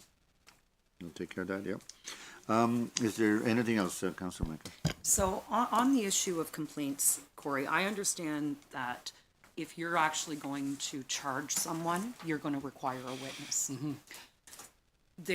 I don't even know if it's still on our website, but there was on our website a complaints portal. It wasn't, I mean, it was basically anonymous. So if barking dog, bark, if I call, I'll use me and say, look, I'm fed up with this, the neighbor down the street, go, you know. Oh, no, I'll go look at it. So I know that your policy usually is, I mean, we don't come down with a heavy hand the first No, time. that's You right. try to be reasonable, you try to educate based on what that complaint is. I don't know if we don't address issues just because, I get it, if it's ongoing, if I call the second and the third time, I better be willing to put my name to it. That's right. If I want you to charge them, right? If I'm at that stage, That's what I'm as a trying to say. complainer, that I'm saying, that's it, I've had it, this is, you know, every second day for the last 3 months and I've had it. I understand that, but I think from an initial complaint, you've received a complaint, you know, going in to investigate it and maybe nipping it in the bud before it escalates to that stage Every complaint is more helpful. Every complaint we do it that way. But when a person keeps calling back over and over, Right. that's what I'm talking about. Not Yeah. having the initial complaint. Initial complaints, especially the barking dog, Yeah. I will answer. I right mean, away. whether it's that No, or, no, I mean, no, pick- to use pick that your perfect bylaw example. violation. No, but see, I do follow up every complaint like that. I'm saying, if somebody starts saying, how come you're not doing nothing, you're not doing nothing, that's when I'll say to them, if I issue a ticket, I'm not giving you my name, I'm not going to court, well then I can't issue a ticket. I can't say I don't want to see it because I didn't. I'm going to collect evidence. If you don't want to witness it for me, my evidence is not there. I do answer to every complaint. Okay, so Like, let's, so Jane Doe down the street says, I got a barking dog or I got a noise complaint. Okay, I'll go to talk to your neighbor with the noise. I'll talk with the dog. so let's use the barking dog example, Yep. because that's a big one. Oh, it is. So you've gone to whatever home and said, look, I've received a complaint, you know, note that your dog, I mean, why anybody wouldn't know that, but whatever, we'll do the benefit of the doubt that they think it's okay if their dog barks day and night. And so, you know, here's the steps. Here's what could happen. You've got to get it under control. right. However you so choose, whether that's a barking collar, put it in the house, whatever. Okay, so you've done that step. That's correct. Nothing is remedied. Said same person calls back again, and you go again. But you have witnessed it. You went to the site, and you're standing there, and you're listening to this dog nonstop bark. Can you not issue the ticket? Why would you No, need 'cause a I'm not the witness? witness to it. You I'm are going- the witness to that. I'm with the county prosecutor. I sat down with the county prosecutor. She says, You need a witness to why you went there, not harassment. I say, Okay, no, I went through the whole thing. I sat down for 2 hours one day with a meeting in Pembroke. okay. No, After I fair went- enough. no, I'm, don't because explain that. I hear from Before- ratepayers, so I I need know to you know hear the from ratepayers, but I process say- so that I can speak to I it. am restricted by reasonable probable grounds to lay a charge. But now I need my evidence to produce in court. If I hand the ticket and they accept it and they don't challenge it, that's fine. But if they challenge it, then I'm just wasting taxpayers' money driving Yep. to Pembroke. They throw the ticket if it even gets there. And all my time and everybody else's, they say, but no, if they're willing to witness, yeah, I'll lay the charge and they'll prosecute and say, but you're going to hear, yeah, they lay a charge, but you wouldn't go to court, which has happened twice to me on two occasions. Okay. They wouldn't show up, but I show up to court, they're giving a subpoena, they didn't show. Right. So walk Okay. in there, it's gone. No, good. That's the reason why. That's the only reason. Yeah, no, it's good, because I think we all need to understand, That's the and reason I'm trying to particularly explain this. members of council, because clearly, residents come to us. Yes, I understand. know, That's what I'm trying to explain to you. Like, there is a and- process, and I got to follow it by legalities also. But if it's an initial complaint, you will I investigate. investigate every complaint, no matter what. Right. Even with a property standards or a line dispute, because you usually try and drag it around saying, they've done this to my property, or this is what's wrong with their property. So I go look at that and see. And I'll say, no, this is a civil matter. And that's when they get mad at you. See, the building inspector, I know he's gotten caught, and that's his planning. They're getting drawn out to something to inspect something, and there's an ulterior motive there. And it's like, no. And they say, well, you're here, now do it. You must probably have to do something. No, we can't. We got no legal ground. That's what I'm trying to explain to people. I'm trying to educate them properly and without. And it's also costing staff time. Like, everybody's already busy as it is. But they're also paying for its response to nothing. So I'm just trying to prevent this. That's what I'm trying to say. I'm trying to right across the whole board. It's not just my department. It's every department that has anything to do with the public. All right, I think we've covered that. Thank you. Thank you very much, Chief. I think, yeah, well, I think we can move on to the next one. Very good report, Chief. And, okay, under correspondence, we have Renfrew County and District Health Unit report to the board. That's found on pages 65 to 70. Sure everybody has read this. I don't know if anybody wants to speak on it, but this is it's recommendation that committee receive this report for information. Unless anybody else has no questions, then we are going to move on. And there is no unfinished business. What I would like to do right now is ask council if we could take a 10-minute recess, and then we'll come back. We're going to recess at, what is that, 11:40 or something close to that. And I need a mover. Councillor Micah, Councillor Poplinski, all in favor. Very good, it's all moved. 10:02, we'll be back here at 10:02. Hannah, every time. Oh, sorry, Hannah. You gotta move up in the. We usually Yeah, always yeah. take a break right about here. So, Mary, don't go anywhere.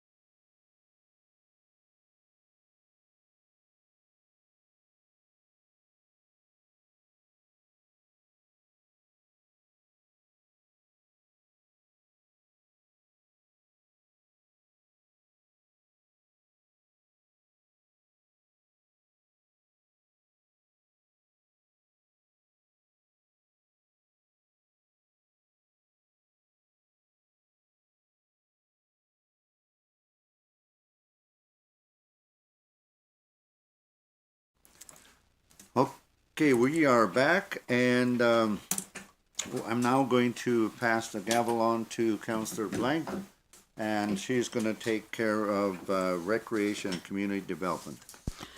Thank you, Mayor. Thank you, Hannah. We have you received your reports, and if you'd like to start on 11.1.1. For sure. So I have received a donation request from Barry's Bay Tim Hortons for use of the ball field on June 21st, 2025, using the fundraising rate. The event is a fundraiser for their annual camp day, funds from which go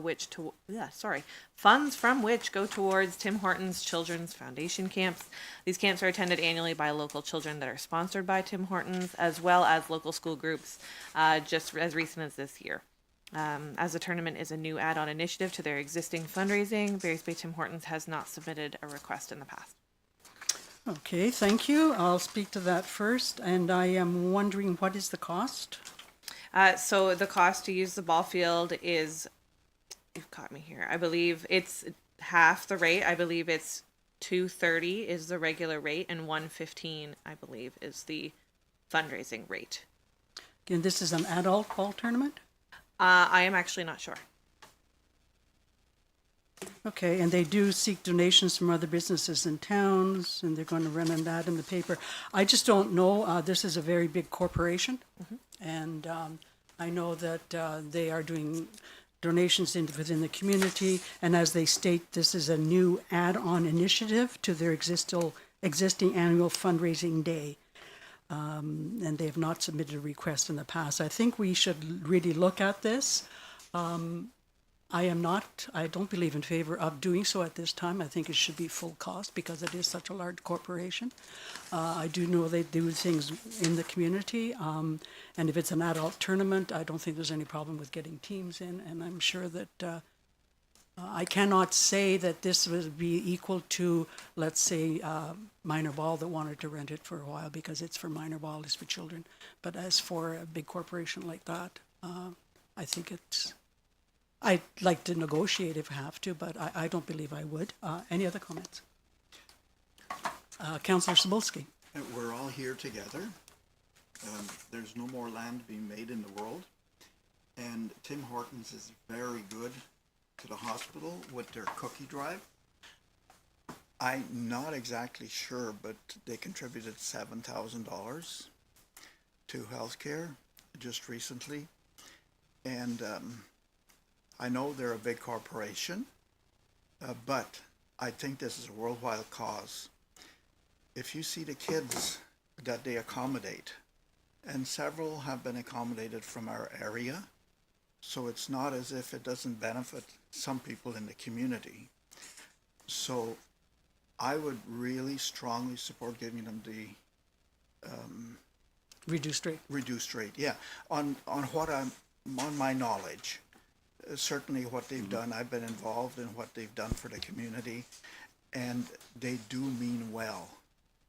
Okay, thank you. You know, like I do travel quite a bit in different areas, and they're very committed. They have signs, approaching Huntsville, for example, and the larger towns down Highway 11, requesting donations for the camp. And I think that'd be a worthwhile donation from the municipality. It really won't hurt us. If there's more people come, it'll benefit the community with the monies they leave behind. That's just my opinion. And, we're entitled to an opinion. Okay, thank you, Councillor Cebulski. Also, just to mention too that the funds that are raised by their cookie day just don't go to the hospital; it goes to Valley Manor as well. So I do want that point out there as well. Where I was employed for 41 years, I know the benefits of what takes place within the community as far as fundraising. As far as people have always questioned me, when we go into a grocery store, say Loblaws, okay, and they're saying, we're collecting money for kids at camp, please make a donation. And then they have a big check that they present at this big gala event saying we've raised $5 million throughout the province of Ontario through Loblaws. This is our donation. No, the donation is not from Loblaws. The donation is from the people. Okay, and that's one kicker that I really I am concerned about, because they are big profit corporations. Okay, so when you get a small group, let's say the library wants to have a little fundraiser, well, they're not allowed to sell tickets on anything or do things like that. So they're handcuffed by what can do, okay?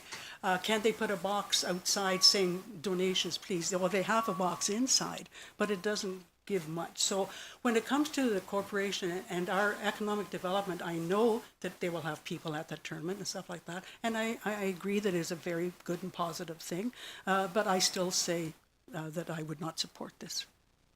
Councillor Poplinski. Yes, thanks, Councillor. I agree. You know, we have to be careful of the money that we spend.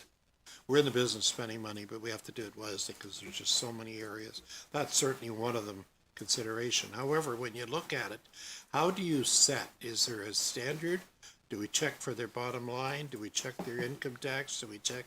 You know, it would be a difficult one because we have many different requests in our township, and some of the organizations don't have the money that others do. And I would be very reticent to want to change it, you know, for the reasons, and certainly one of them that Dr. Cebulski has just mentioned. And they are constantly being hounded for money in the community, and they're very generous. But having said that as well, how do we decide who gets it, who doesn't get it? I don't know. It would have to be a magic formula or something. So. Thank you, Councillor Babinski. Hannah, there is stipulations in our bylaw.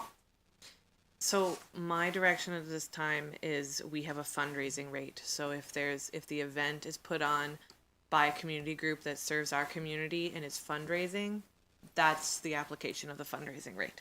So we don't really have any other stipulations that I'm aware of anyways, but that's how I've always interpreted it. Okay, thank you. So to me, the corporation would not fall under that. Yeah, so for me, I guess I looked at it as that they're doing a fundraising activity, and so that's why they could ask for the fundraising rate. Yeah. Councillor Micah. I agree with you, Councillor Blank, but I also agree with Councillor Cebulski. It is a good cause, but I think as a council, we need to bring it back.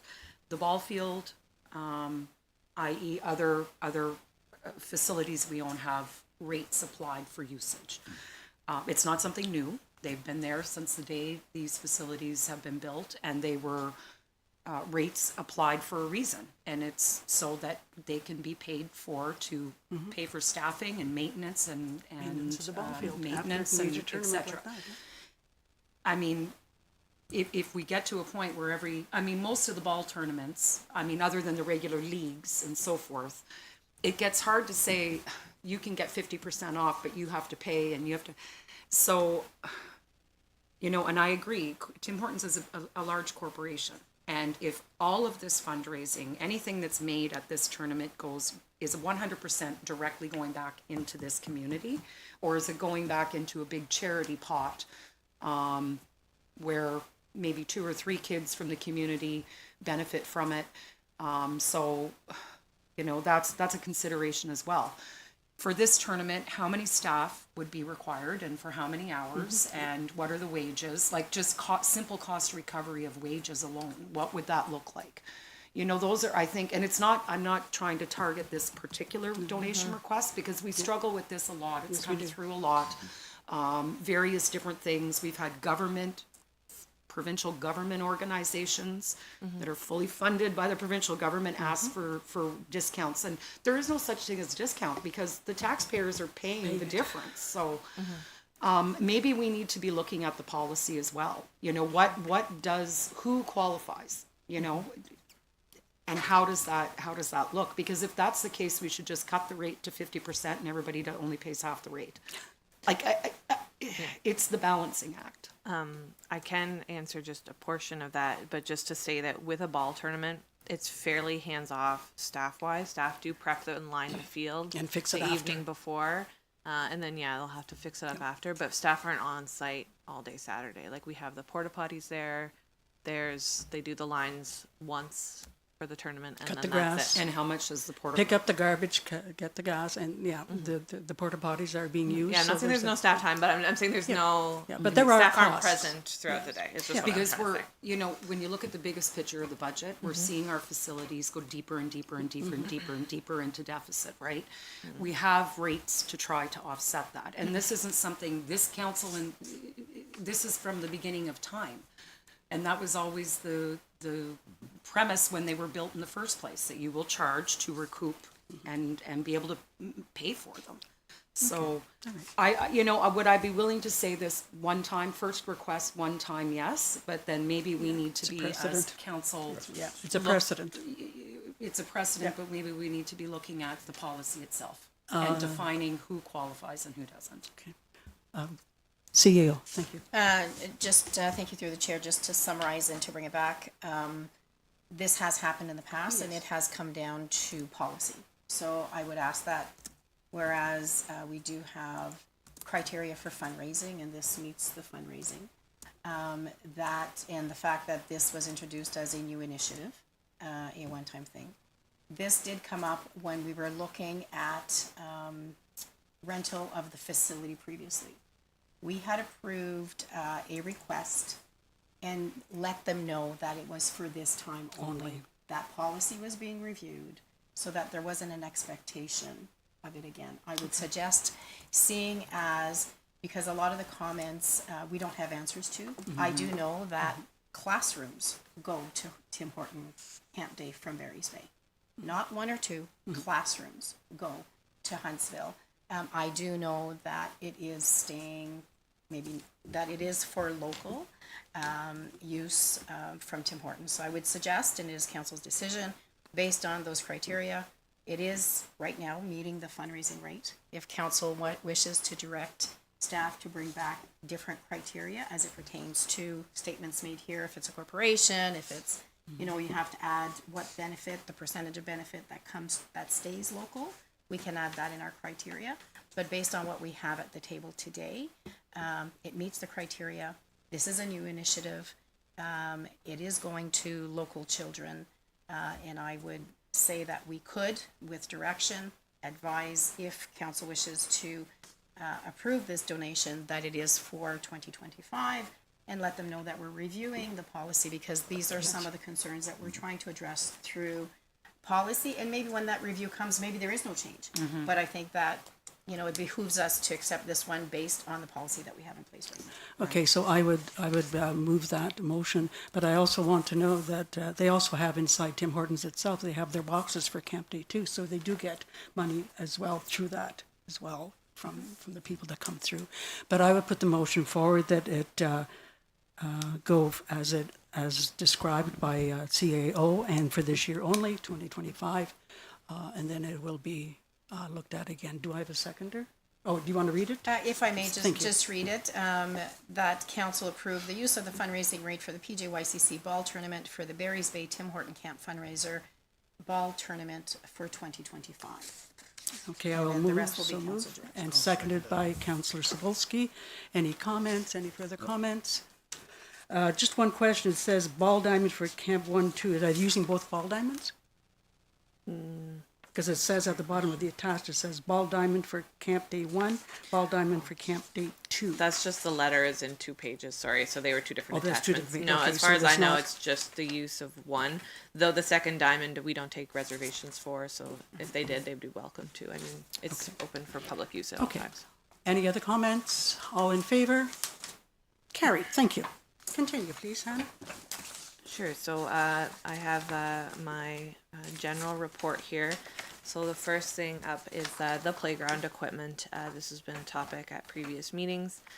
So staff did complete an inventory of the equipment that is at Yard 2. That includes a swing set, a basketball net, like a ball basket game, and other poles that may have been part of some kind of monkey bar structure. I do have photos attached there for council to see. The equipment is in poor shape, and it's impossible to know if the equipment will pass inspection and the costs associated with bringing it to safety standards until it is installed. I did speak to our insurance company. I did include that correspondence in here as well. So I've been advised of the following. If we are to install the equipment on municipal owned property, we're strongly encouraged that the equipment is installed and held to CSA standards. The equipment also has to be installed based on manufacturer's guidelines. As well, we would see any property it's installed will have to have the addition of a safe base, such as wood chips or beach sand, like we do at our existing playgrounds. If we were to declare the equipment surplus with the intention of selling it, we have been given guidelines to ensure low risk to the township regarding the transfer of risk when equipment is sold.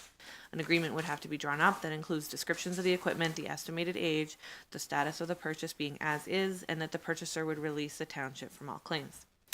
I personally don't see a home for this equipment at our existing playgrounds. Lakeshore is home to new equipment, and there's no pressing need for further additions. Mayflower is a crowded space. It's also home to new elements. Addition of a third playground somewhere in the municipality would mean creating a safe environment with an appropriate base and would require ongoing or future investment. And I do feel we are well served by 2 municipal playgrounds and numerous playgrounds at schools. It's my view that the township has no use for this equipment, and I would caution that it may not be in the condition to be sold or given away as well. So I'm just seeking council direction on how to proceed with this equipment.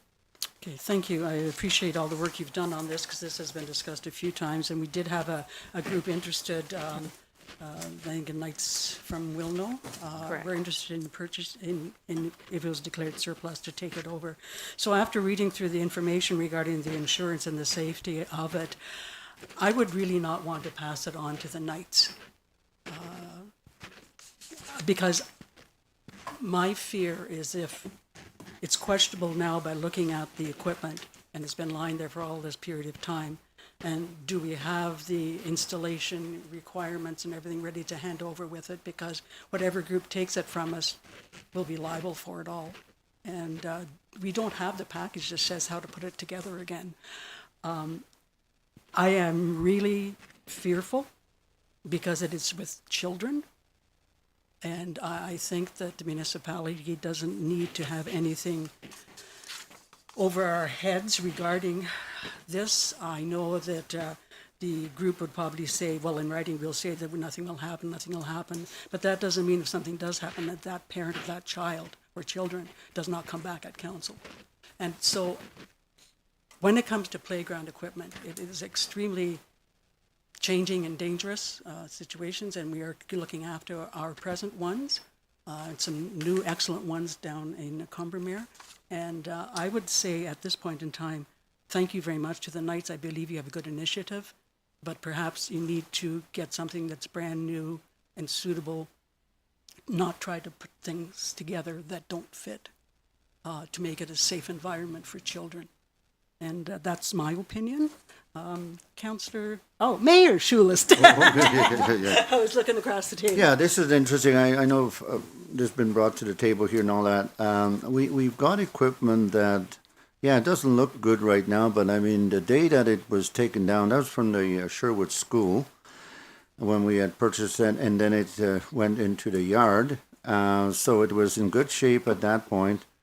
And I don't know how it would not be in good shape at this moment, but I really do believe that we should make it surplus, because one thing I don't like is waste, and to see that equipment go to waste is not good. And again, we need to definitely protect ourselves, as Hannah had said, that it would have to be probably in writing that it is going in as is, the condition that is, and it would be the responsibility of whatever organization would bid on this thing here, because once you make it surplus, it's not guaranteed that it's going to go to this one organization. There could be a few organizations. I feel quite confident if we could put a document together to say that we're going to, we're of course making it surplus and then selling it as is. To protect ourselves. I think that anybody that takes on, and I'm sure they are well aware of making this these playground equipment safe and stuff like that. So I would like to put a motion at some point here, but I'd like to hear more discussion on this here. But that's my point of view. Okay, thank you, Mayor. Just a comment, the basketball netting, we are looking at perhaps using. Did you want to comment on that, Hannah? Yeah, I've had, this has actually been kind of something that's been talked about a number of years, but in speaking with Council Blank as well and PJY staff, we were thinking the basketball net could find a home at the outdoor rink behind the arena, and we would purchase a second one to kind of have a bit of a court there. So that is something that we're looking into. Yeah, so that part of the equipment would remain with the municipality. CAO. Just before you make your decision, I do believe we already did request a template form of indemnity that they could sign if we proceeded with that. Is that correct? I haven't yet, but I can. Yeah, okay. Okay, thank you. Any other? Councillor Cebulski. Organizations like Value Village will not accept playground equipment even if it's new. Even if it's new. They won't accept water skis. They won't accept anything that's the child can get on, like a bike. Then I know, I've dealt with them. Yes. I'd like to thank Hannah for the wonderful pictures. This is very helpful. And I do have a knowledge of removing the posts on the bottom left-hand side, similar posts. And it depends what metal is in there. They could be oxidized, and that cement would have to be removed. And it's quite the chore. You need an air chisel. You'll put hours of work just on those red ones. I don't see any concrete on the bottom of the basketball net, but probably is. And I have done my opinion here. Scrap metal would be the safest route to go. Thank you, Councillor Cebulski. Councillor Micah. You took the words right out of my mouth. I know it would be nice to donate this, but I have concerns about it as well, because we know what we're going through here when we're buying new playground equipment, brand spanking new, and having to have a licensed installer, and it has to be done a certain way. And even with an indemnity and a good solid agreement and an indemnity against the municipality, I still have some, I don't know. I'm not feeling overly confident and comfortable with installing it anywhere. It's a shame, but if something happens in 3 years from now, I don't know. I don't know how you're chipping all that cement off those where it's been put in the ground. With an air chisel. Yeah. Hours of work. Well, that's just it. And even for our own use, I'm going to assume there's a pretty high probability that there's a cement base on that basketball net. Because there's a cement base on the, whatever you call that plastic one. The ball throwing thing. Yeah. The ball thing. So yeah, I mean, it'd be really nice to give it to a group that, can utilize that and save them the cost, because playground equipment is enormously expensive. But at the same time, with the age of this, and as long as it was in the ground at Sherwood, I mean, would assume some of this is original when Sherwood was built. And they didn't reuse it for themselves, which, again, if something happens, that could very well be mentioned in court that they didn't reinstall it. Like, I just feel nervous. Okay. We have enough liability issues every day then. Okay, thank you, Councillor Micah. Mayor Schulz. Yeah, good discussion. So it sounds like, council members are not feeling comfortable with, even if it wasn't our responsibility, but somehow it could get back to us. But if there's a contract that is signed and everything and explained properly, how can it really go against us? And I know Councillor Mike is not comfortable with that, and I guess that's what that whole thing here is, that you're not comfortable with. It is a shame to go see that to waste when somebody else could use it, but again, it's up to council to make this decision. I don't know, I'd like to put a motion just to say, because really I'm comfortable. I really feel that we need to have this equipment back in use by at least someone out there. So, but I think Madam CEO wants to say something. Okay, thank you, Mayor. But before I do that, at the present time, we have not declared it surplus. We have information saying how it would be unsafe to do so, and a discussion. We have one request from a community group to use it, and we don't know if there's anybody else that wants to use it for anything else. So by declaring it surplus, we're opening it up to more people and probably causing more problems. So I would not support that, that we do that. CAO.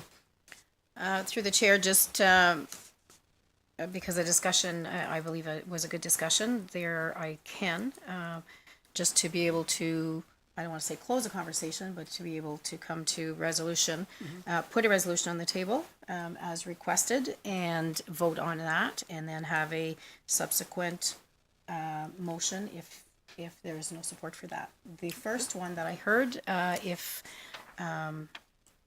heard correctly, was that council directs staff to declare the playground equipment as surplus and accept expression of interest with conditions to sign a release of indemnity against the municipality by the interested parties, the successful party. So that would be the first motion if you have. Okay, thank you. Do we have someone to make that motion? Mayor Schul. I will make that motion. Mayor Schulis, do we have a seconder? We do. I want to ask the CAO. Yes, If I second the motion, I'm seconding it for discussion purposes. that's correct. You don't Okay, have to I'll approve it, second you it. second Well, it because for there's discussion a purposes. couple more questions I want to Yes. ask the Oh, CAO perfect. that could Thank be you. included, Thank you. if so, if I may. Absolutely. Okay, so seconded by Councillor Micah. So we have open for discussion. So two things on your motion, David. One, we've got an opinion from our insurance company. Okay, so I think the a more detailed opinion from our insurance company, because clearly if we were to follow this exact process, so have an indemnity, very clearly outlined from the insurance company, will they cover us in the event? If they've already, I mean, insurance companies are going to tell you not to do anything because they never want to pay a claim, right? Well, it's true. But we need something in writing that would, if and when, in 5 years, 10 years, 20 years, a claim down the line were to come, would we be covered under our liability? That's number one. And number two, we probably, to be honest, should be getting a legal opinion besides the insurance company's opinion. Because if it's a lawsuit, it's a legal lawsuit. So if council, so amending the motion, but to say is council, because that's going to cost us money to get a legal opinion. So I would only support the motion if we basically get more information, more or less is what I'm saying. Thank you. Anyone else? Okay, just to comment to that too, I don't know if the group that has shown interest would continue with the interest after listening to our discussion today too, or would they be willing to take on the indemnity of what may happen with that? I would firmly believe that because of the organization that it is, that they would want to make sure it was safe for everyone and would reconsider putting it up again and not expecting us as council to declare it surplus for them. Because my fear is, like everyone else's, and if a place like Value Village doesn't accept things like that, then I think we must really seriously look at what we're going to do. Councillor Proplinski. Yes, thank you. My question is that wherever it's at right now, is it taking up space that perhaps it needs to be moved? No. So it could stay there. It's been there for 4 or 5 years. So the only thing, there's great arguments on both sides. I can see an organization would maybe take the risk of signing a paper and saying that would absolve the township of any liability if there's something later. But if you want to get rid of the thing and put it to bed right now, we can decide just to scrap it. And then the decision is final. Let's move on to other things. Okay, that could be another motion. Because this is the second meeting now that I've been Yes, at when yeah. it's been discussed. Yes, And yeah. And I think I'm it's time to just- move on. I agree, absolutely, Yeah, Councillor yeah. Poplinski. Okay, so we will come to a vote on the motion. Moved by my ears, Julis. yeah, I no. got to get used to that. Yeah. Seconded by Councillor Micah. All in favor? What's the motion? The one that I What did just she read. just read? Yeah, the one that Okay, you so seconded. not what I said? Yeah, but not Yeah. the intimate. No, No, if you wanted to Oh, put just another the motion. basic. the basic, Okay, yeah. got it. Okay, great. I see the all in favor. Motion is defeated. I would like to bring out another motion that, under the suggestion of Councillor Poplinski, that we declare it scrap.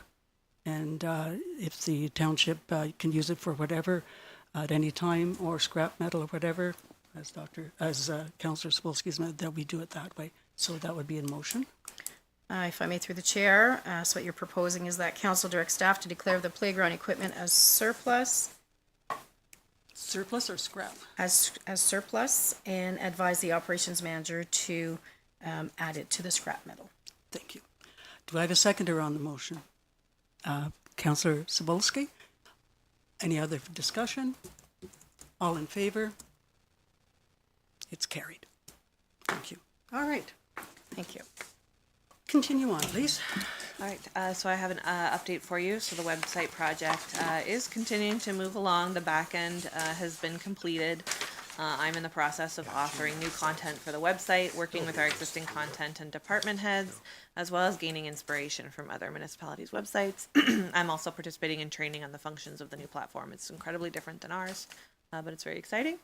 So in working with third-party companies recommended by GovStack to implement the e-commerce portion of our site, we came across additional fees for this service that we were expressly not advised would occur during initial discussions.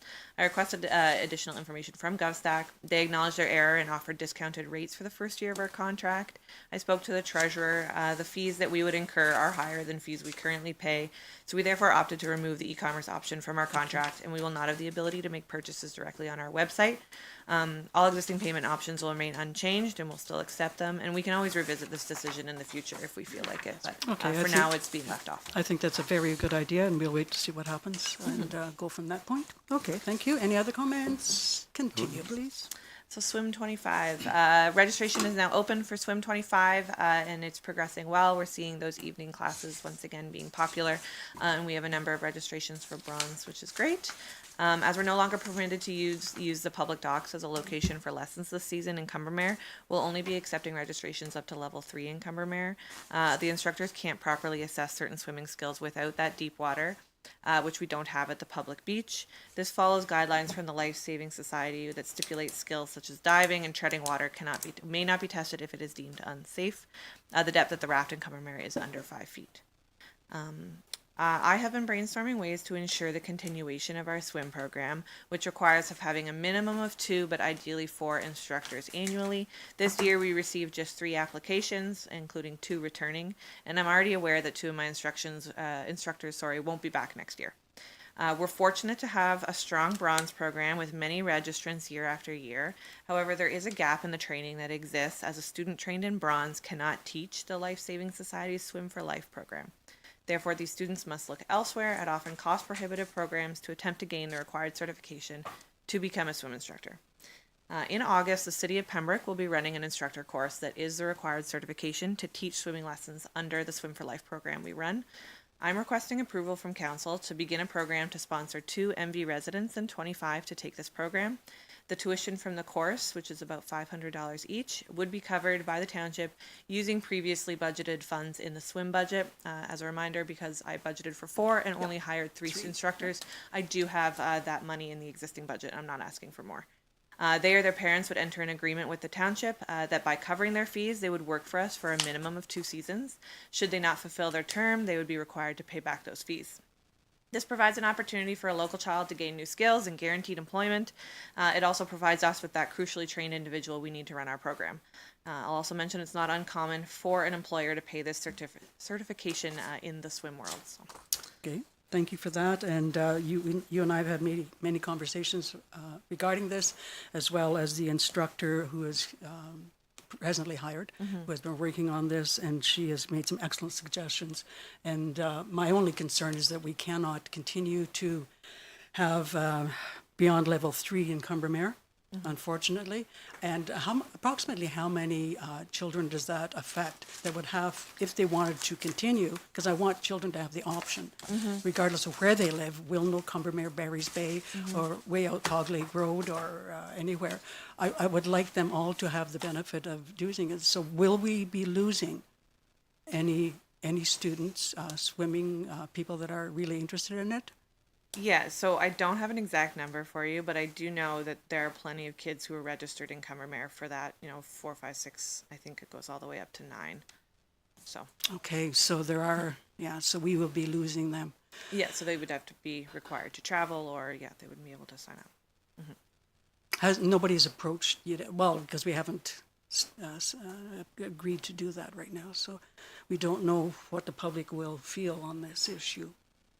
Because they are the ones that use the program, and it's the parents and getting them here. And it's unfortunate because we have to use, and it's fortunate because we use our local lakes for these lessons, and we don't have a pool, so we can't have an established thing. I agree with, I like the idea of the tuition, the $500 each. I agree with it will have to be repaid. I think that's an option to get skill development and future swimming programs well established, because as you mentioned, we will be losing some next year. It will not cost us anything because you only hired 3 instructors this year rather than 4, so it's all within the budget. I'd like to try this for a year to see if it would be of a benefit and would help us along the way. Any other comments? Councillor Micah. Okay, Hannah, we've talked about this deep water. No one is saying what deep water is. You're saying it's only 5 feet, but what is the requirement? What is the minimum requirement? So I reached out to our chapter leader. There is no set requirement, but the instructor may not, so the instructor may not test these skills if it's deemed unsafe. And an instructor isn't going to have kids dive in 5 feet of water. It's unsafe. Okay, so have we investigated the option of pushing the raft out and putting buoys around the raft? Because we talked about that last year. The raft can be moved around there, and we can put buoys around the backside of the raft. That was discussed, and I had discussed that as well with Hannah regarding that, and there was reluctance. And we did have a previous instructor, did a swim, and because of how narrow things get and the boat traffic, there was concerns about being too far into the boat traffic there. And that comment too was made by operations too, wasn't it? That they wouldn't. I'm not sure. Can't remember. Maybe I could be wrong. But anyway, and that's the problem because we can't push it out further because of boat. CAO.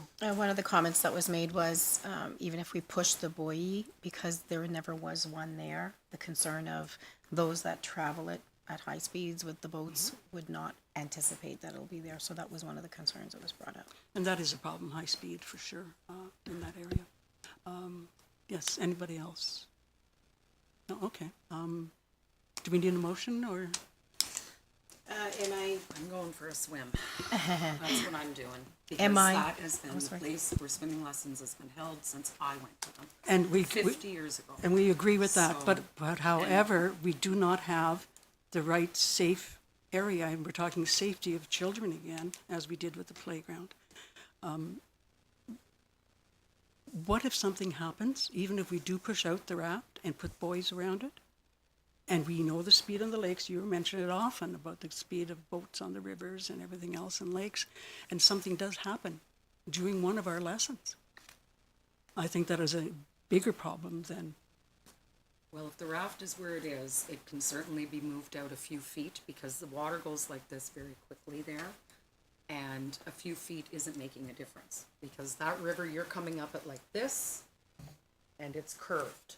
it curves. You're not going straight through, you're going straight into the marsh. Yes. You're literally going into a sandbar and marsh. Exactly. Okay. And it's not out much further than Jack and Shirley's dock. I mean, you have to get out past that and all them along there.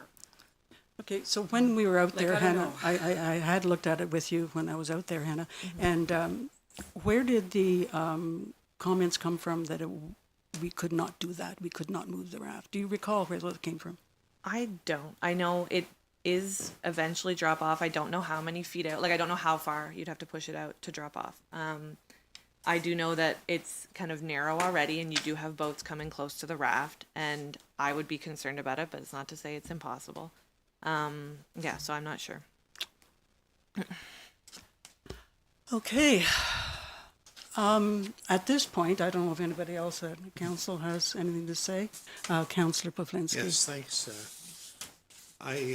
Is it possible for someone to visit the site and Yeah, and do it. look at it if the suggestion to move a raft a few feet, that might be an issue or solve the issue?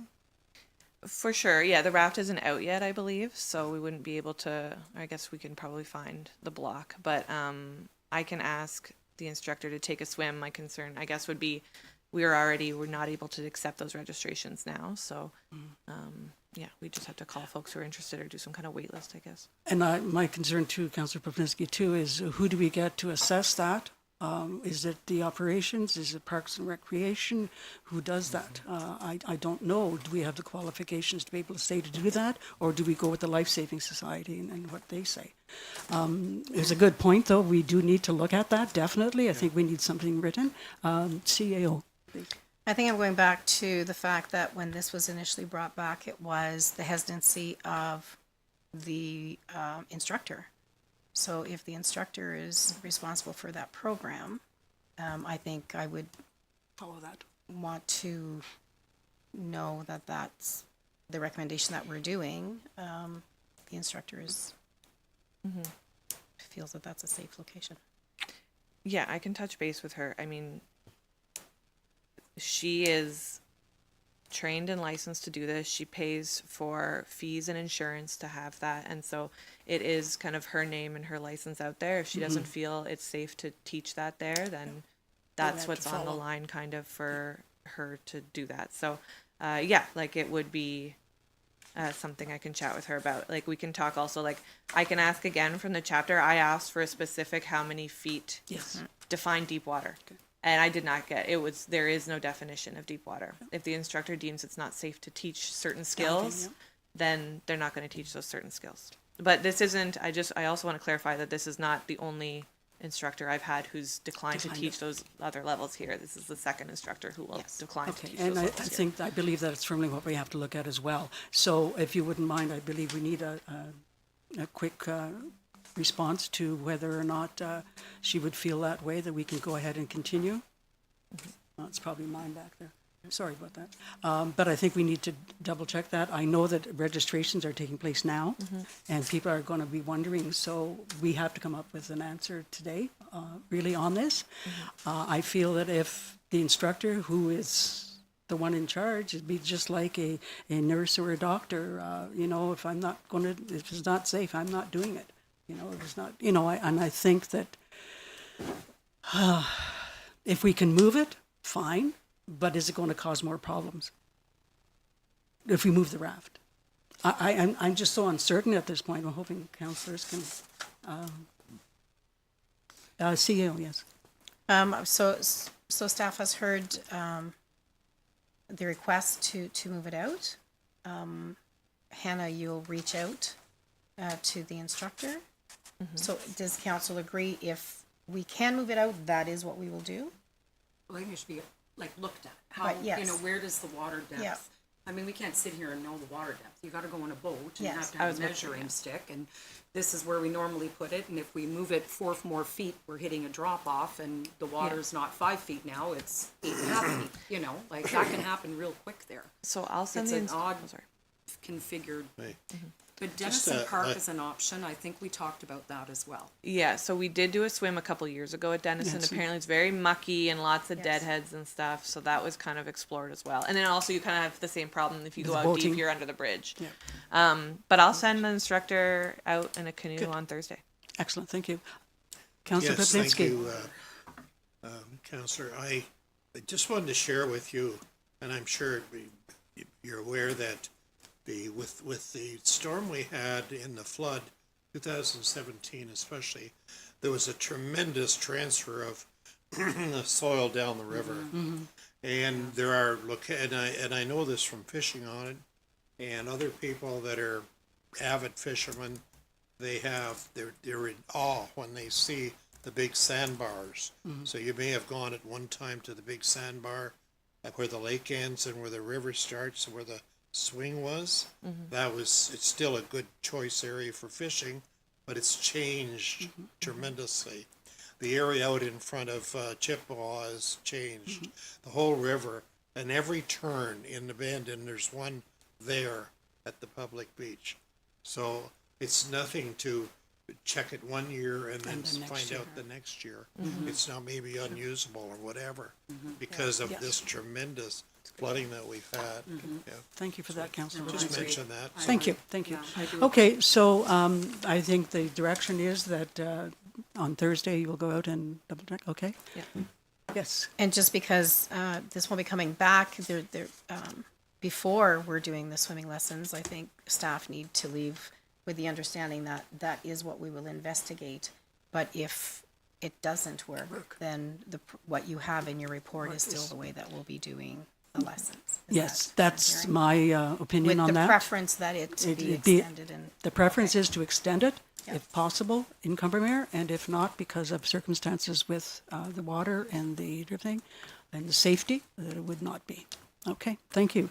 And the item regarding the $500 for instruction, I like that idea that they would be a part of our group for 2 years, and if they did not, they would return the amount of money, and I think that that is a positive thing to do and gives an opportunity. So I would make a motion, if required. CEO. Okay.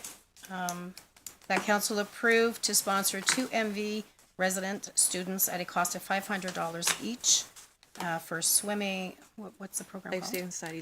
For Life Saving Society. Instructor. $5 each paid by the township with agreement. They work for a minimum of 2 seasons for the municipality, and should they not adhere to that agreement, a prorated fee be repaid to the township for those costs. Yes, I will so move. Do we have a seconder? Mayor Schulist, any other comments? All in favor? Carried, thank you. Thank you. Thank you, that is very important stuff. I know we spend extra time on it, but I think it's essential. Continue, please. All right, so just a laundry list here. So myself and Councillor Blank hosted a general interest meeting for a potential event on Family Day weekend of 2026. We were fortunate to be joined by representatives from 14 different organizations across the township, all of whom expressed excitement in the concept and brought their own ideas to the table. The first planning meeting for this new event will take place Monday, September 8th, 2025 at 6 p.m. upstairs at the arena. All are welcome.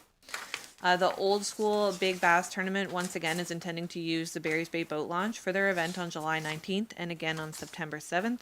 These events follow the same format as last year. They do not include food vendors, and the tournament organizers have rented a portable toilet for that day.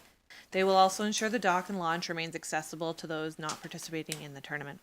The group is seeking approval to use the dock, and I will be reviewing the ways in which neighboring townships regulate use of public boat launches by groups and non-municipal events for future requests. Continue. The annual volunteer appreciation barbecue will take place on Thursday, June 12th. We look forward to hosting members of our committees of council to thank them for their continued efforts in our communities. The Madawaska Valley Hospice will once again be using Water Tower Park for their annual butterfly release on July 27th. We look forward to welcoming them back to the park for this event. Mayor Schulist, Councillor Blank, and I joined the owners of What the Fudge, new ice cream shop, for a ribbon cutting ahead of their grand opening. I do encourage all new businesses or those celebrating big milestones to reach out to me to allow us to continue to celebrate them. Holiday lights for the hydro poles in Combermere have been ordered and delivered and will be put up in replacement of the candy cane lights this November after Remembrance Day. Staff are in process of planting a permanent tree of lights tree at the station. We've identified a contractor and planting should be taking place this week. The group who were successful in the expression of interest for the caboose, I guess I didn't say that there, but for the caboose, have been contacted and are excited to be the new owners of this piece of history. They've been advised of the late fall deadline and expect it will be sometime in October. The caboose is removed. I'll continue to keep council updated. The Madawaska Valley Visitors Center was open on Bay Day and will be open for the season on Friday, June 27th. We'll be open 7 days a week from 9 to 5 until the September long weekend. The station keepers do intend to keep the station open on weekends until Thanksgiving, staffed by volunteers. I also want to bring up to council, I had received this just after I published my report, a donation request form from the organizers of the annual Huntington Volleyball Tournament at Lakeshore Park, who intend to use the park on July 19th for their annual event. There's no cost associated with using the courts, so there's nothing to be donated there. They are requesting some additional garbage cans and picnic tables for the day. Okay, thank you. And that's the usual thing, and it's very well supported. CEO, Sue? Sorry, also was received, I think the day that we posted the agenda, I received a request from Maple House. They presently have the contract for the canteen at the PJYCC. So they were asking if there was possibility of just extending the contract. So I advise that procurement does advise that we go to RFP and that council may wish to look at different options. But as the request was made, council does have the option to extend that contract. So I'm just looking for council direction for staff. Okay, thank you. As far as continuing with the contract, no, it was a one-year contract, and I think we need to look at other options that are available through RFP or whatever, and that's what I would like to continue on, because I think that it could be a very viable place. I'm also concerned about the question regarding can we put in vending machine that's ours as well too. So there's a lot of items in events that that we need to look at. So I would say that we do not extend, and that we will investigate and ask for a report.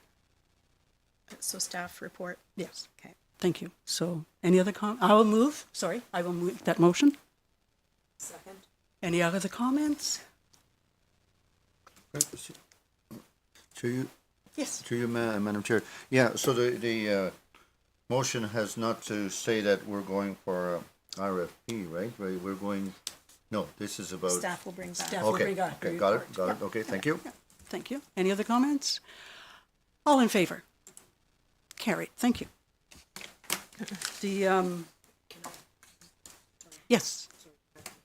Can I? Yes. Sorry. On the bass tournament, I believe there was a formal request that came in last year. Yeah. I mean, is that not the process Yes, we it is. should be following? And two, I think last year there was questions. This is, I mean, they're charging significant, this isn't a local group. And they're clearly charging fees. And it's a good tournament, so it's really not about that, but I think we had wanted some clarification as to where the proceeds from this tournament go. Okay, Yeah. I can ask. Okay, there is a request form. They will be Because forwarding now they're form. talking 2 days. No, they aren't. Okay, You there's, know, yeah. this isn't just one date, it's 2 So days. last year I did attend the program. It wasn't a huge crowd, but they're hoping for more this year. They ran it very well. I believe the mayor at that time, Mayor Wilmer, was also in attendance at different times of the day there, and that it was very well run, very clean. We really can't control who has fishing tournaments on any of the lakes. That is something we can't do. But those are good questions to ask the group, and I know that when they first presented their thing to us last year, that they were willing to work with us on everything. I wasn't aware that they wanted a second one, and I'm not too sure, but if we get more information on that as to why they want two from our municipality. Yeah, I think I can bring that back. It would be kind of probably... It's already It's advertised. already out there. and that's our problem. Just say Yeah. we're not very... And that is why kind of I have on there that I can look at. I know certain municipalities have fees for using Yes. the municipal boat launch for just like any other facility. So that's something that I can explore for future requests because we don't have anything We kind of don't have any, stopping. but we have also other people that use it. Well, there's set There's up other, there. they're set up there and they're using it too, and we don't charge them. So, that's the difficulty. We're going to go back to the same situation of other problems. If you could get some more information, direct staff to get more information as to why they want the second one, I think we still need to ask and just reinforce our end of it. They did pick up all the garbage. They did have everything all cleaned up, and so I would be in favor of doing it. CEO. Same as, I'll refer back to, thank you through the chair, I'll refer back to the previous conversation about a policy for fundraising rate. What do you deem to be fundraising rate? I think that I was grateful to Hannah for adding in there that she will do that review and bring some costing and some guidelines as to who uses, who's free, who's not, and what other municipalities are doing. Okay, thank you. Any other comments? Sorry. I'll just note the information I have about the day 2 is that their date is July 19th and that they are having their championship weekend in Barry's Bay. Oh. Day 1 is September 6th on Bark Lake, and day 2 will wrap up in Barry's Bay on Kemeniskig, September 7th. Okay, so it is a major event then. So that is the information I have. Okay, from so the it will organizers. provide the community with benefits as well. Okay. Yeah, all right. I'm sure people will be staying over and Thank you. eating. Yeah. Yes, okay, thank you.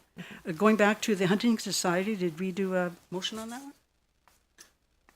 Just there, we don't need a motion. I Motion? think it was it comes back every year. We ask them to submit to make sure that there's no changes and so that council is aware. And it would have been added to the report other than we received it the day we were printing the agenda. Okay, thank you. Any other comments? Okay, thank you. Hannah, did you have anything else here? I got one more for you. Yeah. So I have one final report.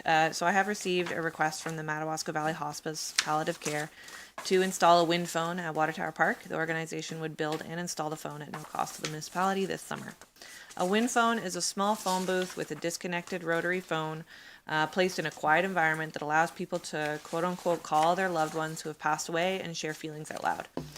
Should council approve this initiative, staff can work with representatives from the hospice to find a suitable location within the park. I do have attached there some photos so you can kind of see it's very inintrusive. It's just a simple structure. There's one in Killaloe and there's one in other municipalities nearby as well. Thank you for that. My comments regarding this, my questions are vandalism and maintenance. Because we do have that problem, regardless of where we are. We do have our cameras up, but I think we all realize that we have our vandals and they are going to continue to do it. I can just see this phone being ripped out and marked up and all kinds of stuff happening to it. My concern is that, and who's going to maintain it? Who's going to, I think we need to look at that. I think it is a novel idea. And if it's in Water Tower Park, that's where a lot of vandalism occurs. And I'm concerned. Is there somewhere else in the community that it wouldn't be such a dangerous spot? I don't know. Yeah, unfortunately, the nature of it is that it should be in a secluded, quiet spot, so you can have a private conversation, Exactly. right? Exactly. I can advise the organization that they would be responsible for any maintenance of the actual thing and replacement of the phone if it was to break, and we could also stipulate that we have the ability to remove it at any time if it's not being maintained. Well, the other thing too is vandalism, that they're responsible for fixing it Clean up, if it's vandalized too. I see the benefits of it. I'm not sure if there's any other spot within the township or not. Councillor Cebulski. What about Peters Park at Ballyman? You have to go up the hill, so it's not accessible. But yeah, it's a good idea, thank you. Yeah, it's not accessible. The request was specifically for Water Tower Park, so it could be unveiled at the butterfly release. But that's not to say we have to allow it, but just that was the reasoning for that one. Okay, I think we need to find out where they want to put it and find out the restrictions and what we would request done before we can say yes, I believe. Any other comments? No? Oh, Councillor Mecca. So I agree, that is a target for vandalism in that park, but again, I think if it's something small, I mean, some of the pictures here go from Yes. a street corner in London to to a little box that's got a door on it. You know, and if they're fully aware, and not a verbal agreement, you know, let's get, not a legal document, but let's get an agreement in writing, you know, that states that should vandalism occur, they have to make the repairs, the maintenance, it needs to be painted every couple of years, you know, whatever, the same old, you know, the regular stuff. Just so that the expectations are clear on everybody's part and there's no hurt feelings down the road. And if they agree to that, I'm okay with it. It's something to try, and if it gets repeatedly vandalized, then the decision is that maybe it gets removed, right? Okay, and we also want to make sure that there's a camera pointed in that direction too. I think we have one camera at Water Tower with this, and it could require two, so maybe it's a spot that they could still catch this one camera instead of installing another one. Yeah, there is a cost, obviously, for the so, second okay. camera, so we can check in. CAO, you had some? Through the chair, I was just proposing to read the Yes, recommendation. please do so. Thank you. That council allow the installation of a wind phone by Madawaska Valley Hospice Palliative Care at Water Tower Park. Do you have a motion? Moved by? Mayor Schuler, seconded by Councillor Perplinski. All in favor? Carried. Thank you. Now I'm done. Now you're done. Okay, I'm not. Just a quick thing. Thank you. I understand there'll be a lot of conversation today. I'm sorry for taking up so much time, but I think it was important. Number of things coming up within the municipality over the next little while. The volunteer barbecue is June 12th down at the Lakeshore Park. Our baseball, softball parks are in good shape and in a lot of use, and people are very happy to be out playing again. Thank you to the staff for maintaining that. The Station Keepers recently held on this past Sunday an Indigenous session with Algonquin and a lady from Bikwagnagan, Amy Bailey, to discuss the Indigenous and Algonquin in our area. Very well attended, very much information. And Station Keepers also have a few other events coming up within the summer as well. July 1st, we are looking at a couple of events within the community. The Barry's Bay Recreation Committee will be having a Fishing for Kids on Monday, June 30th from 9 to 12 down at the main docks, the boat launch, where they will have prizes, and instruction from local anglers as to how to fish properly and how to and how to throw them back. So that I'm looking forward to that. I think that they're preparing for anywhere from 50 to 60 children, and they would prefer parents to join them as well, because I think it's an important thing for the whole thing. It is a free event and no charge for that, and that's Barry's Bay Rec. Also, the July 1st events, I have had some interest by a few people in the community that would like to sing Canadian songs the day of July 1st before the fireworks, whether it be in Zurkowski Park or down at the docks.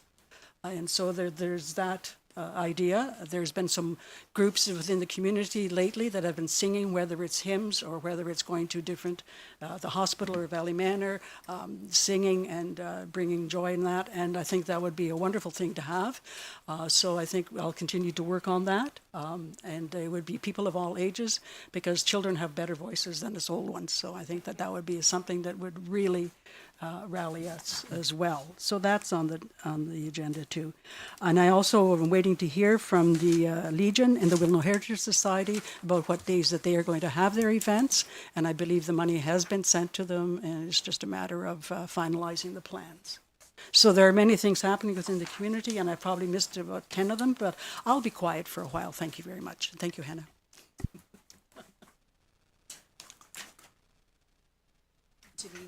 Okay, so that's, are you finished with your committee? Yeah, okay, so gavel will go here.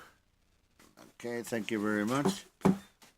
Okay, this is under planning and development. I'm chair here on this one. Municipal reports, that's 12.1.1, development agreement, 42272 Cumbermere Road, Butter, So there's a recommendation here, and I'm sure, well, there's the documents here, page 89 to 96. I'm sure everybody has read it. Yes. And we have, right now, we do have Janine on Zoom. So can you give us a report? Thank you. Absolutely. Thank you. Good afternoon, committee and staff. So through the chair, the report before you is for the execution of a development agreement with Calvin and Caitlin Hutter, being the registered owners of 42272 Cumbermere Road. For some brief background and context, the property was previously subject to a consent application B7424, which was granted approval from the County of Renfrew on December 4th, 2024. For the purposes of separating the existing dwelling from the commercial garage on the subject lands through a land severance. And as part of the conditions of consent, the owners are required to enter into a development agreement with the township to implement the recommendations outlined in the scoped hydrogeological evaluation prepared by Maury Associates and dated May 22nd, 2024. A draft bylaw for the development agreement has been prepared for the committee's review and is attached to this report. And subject to the direction of the committee, it is staff's intention rather, to present the final bylaw at the June 17th, 2025 regular meeting of council for approval. That is my report. Happy to take any questions. So you don't see any problem with this, Janine? Everything seems to be in order? Correct. Okay, Yes, sounds everything good. seems to be in order. I don't know if there's any other discussion, but we do have a recommendation. Maybe what we could do is read the recommendation, Madam CEO. Thank you through the chair that the committee receive this report for the execution of a development agreement as information, and that the committee directs staff to bring forward a bylaw to the June 17, 2025 regular council meeting to authorize the mayor and clerk to enter into a development agreement with Calvin and Caitlin Hutter, being the registered owners of 42272 Cumbermere Road, to be registered on the title of the retained and severed lands. Okay, motion by Councillor Blank, Councillor Poplinski seconds it. Any other discussion? Hearing none, all in favor? Okay, motion is carried. Okay, the next one here is the official plan amendment, number 47. Janine, take it away. Absolutely. Thank you, Chair. This report is a brief update for Council on a proposed official plan amendment, being number 47 for the County of Renfrew official plan. So the County of Renfrew is proposing to amend their official plan to establish a regional incentives program entitled Helping Your Place Excel, HYPE for short. This program will enable the county to offer financial support to local municipalities who are interested in making an investment into the community to address affordability through a municipality's respective community improvement plan. The county has issued notice to the township of the proposed amendment on May 1st, 2025, and a meeting to inform the public of the proposed amendment will be held at the County of Renfrew on June 12th, 2025. A copy of the notice of application and a public meeting and the draft official plan amendment itself is attached to this report as information. It's recognized that the township does not currently have an existing community improvement plan in place. Therefore, the proposed amendment would not be applicable to the township at this time. However, should the township wish to implement a community improvement plan document in the future, the implementation of the proposed HYPE program should be considered, as it would assist in addressing key concerns, including affordable housing, promoting energy efficiency, and encouraging more commercial development within the community, and more. As noted in the information brief, the county is offering to provide local municipalities with up to 50% matching grants to a maximum limited amount depending on municipal CIP limits and other factors. And lastly, staff can confirm that the proposed amendment to the official plan would not have any effect on the 2025 zoning bylaw review and update, which is currently underway. That is my report. Happy to take any questions. Okay, thank you. Start off with Councillor Blank, and then Madam CEO. Thank you, Mayor. And thank you, Janine, for the report. I'm interested in the paragraph, the second paragraph. If in future we decide, or the next council decides that they want to be a part of this program, I find that the following statement, however, the The proposed HYPE program should be considered as it would assist in addressing key concerns, including affordable housing, promoting energy efficiency, encouraging more commercial, institutional, and industrial development, and more. Really? Where does that come in? Like, this HYPE program, I just can't see where that's going to be of a benefit. I know it's. Do you have any answer to that? Maybe Madam CEO could. Yeah, I'll address that. Just for clarity, I asked our junior planner to just write a report because initially I was more concerned about if it had an implication or to confirm for council it didn't have an implication in the review that we're presently doing with our zoning bylaw. So that was the initial reason, and wanting to ensure that as they're doing an official plan amendment, that we ensure that our zoning bylaw updates reflect that change. So just for background, this is a program that has been accepted by the county. And I do believe, to your point, you have questions about, what that does.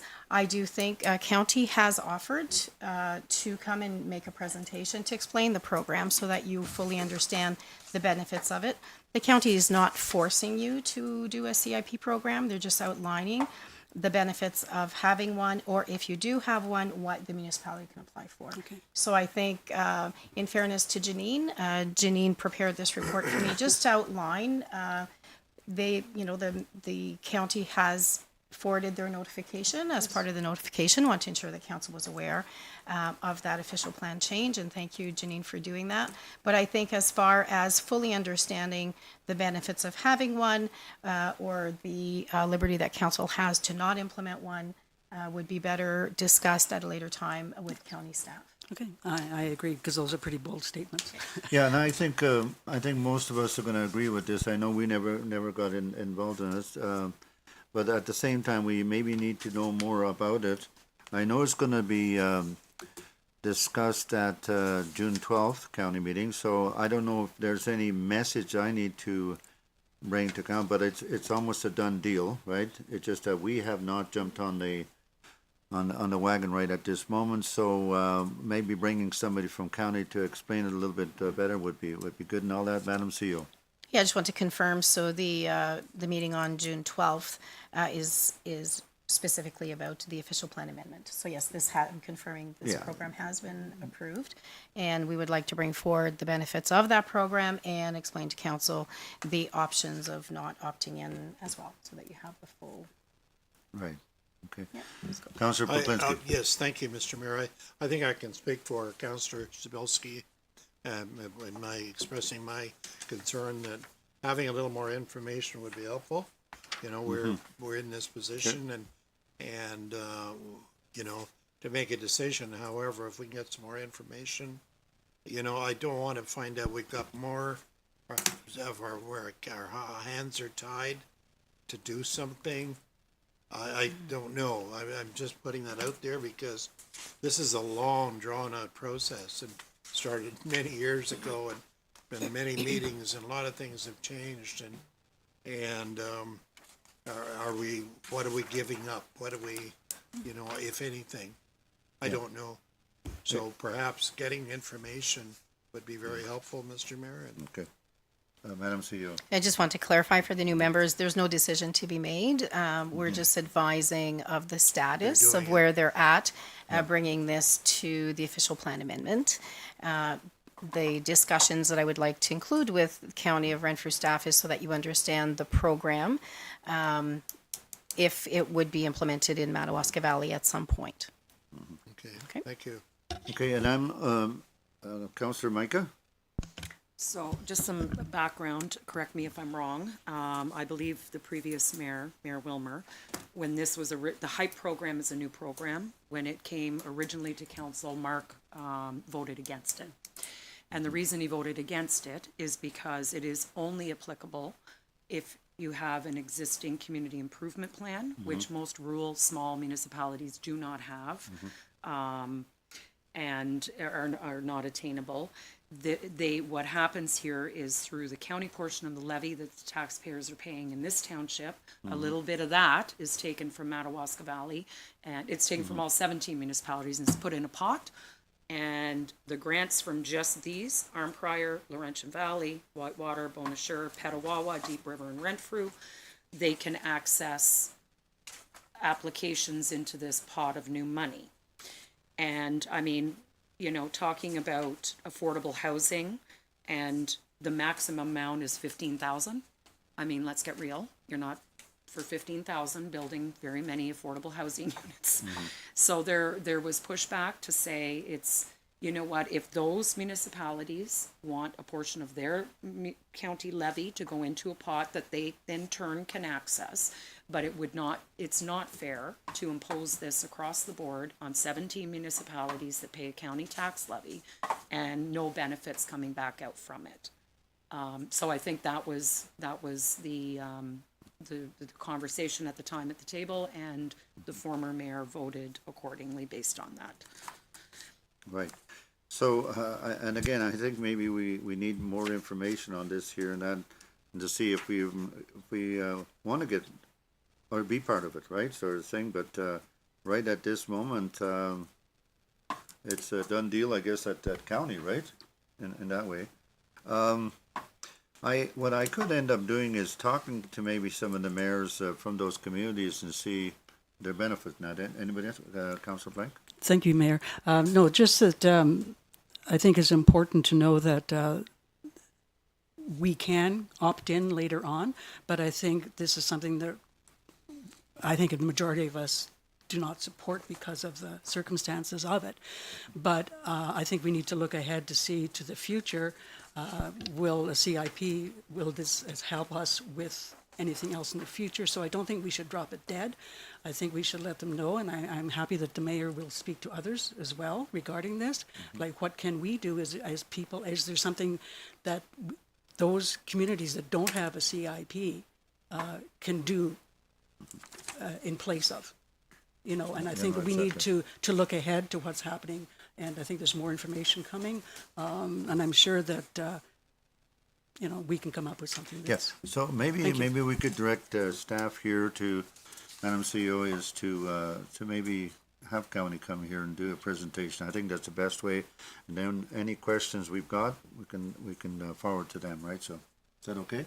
Absolutely, through the chair. I think all I ask is that council keep an open mind, and the program is in place. And I think better understanding the benefits to the municipality behooves us to not get that information. Okay, sounds good.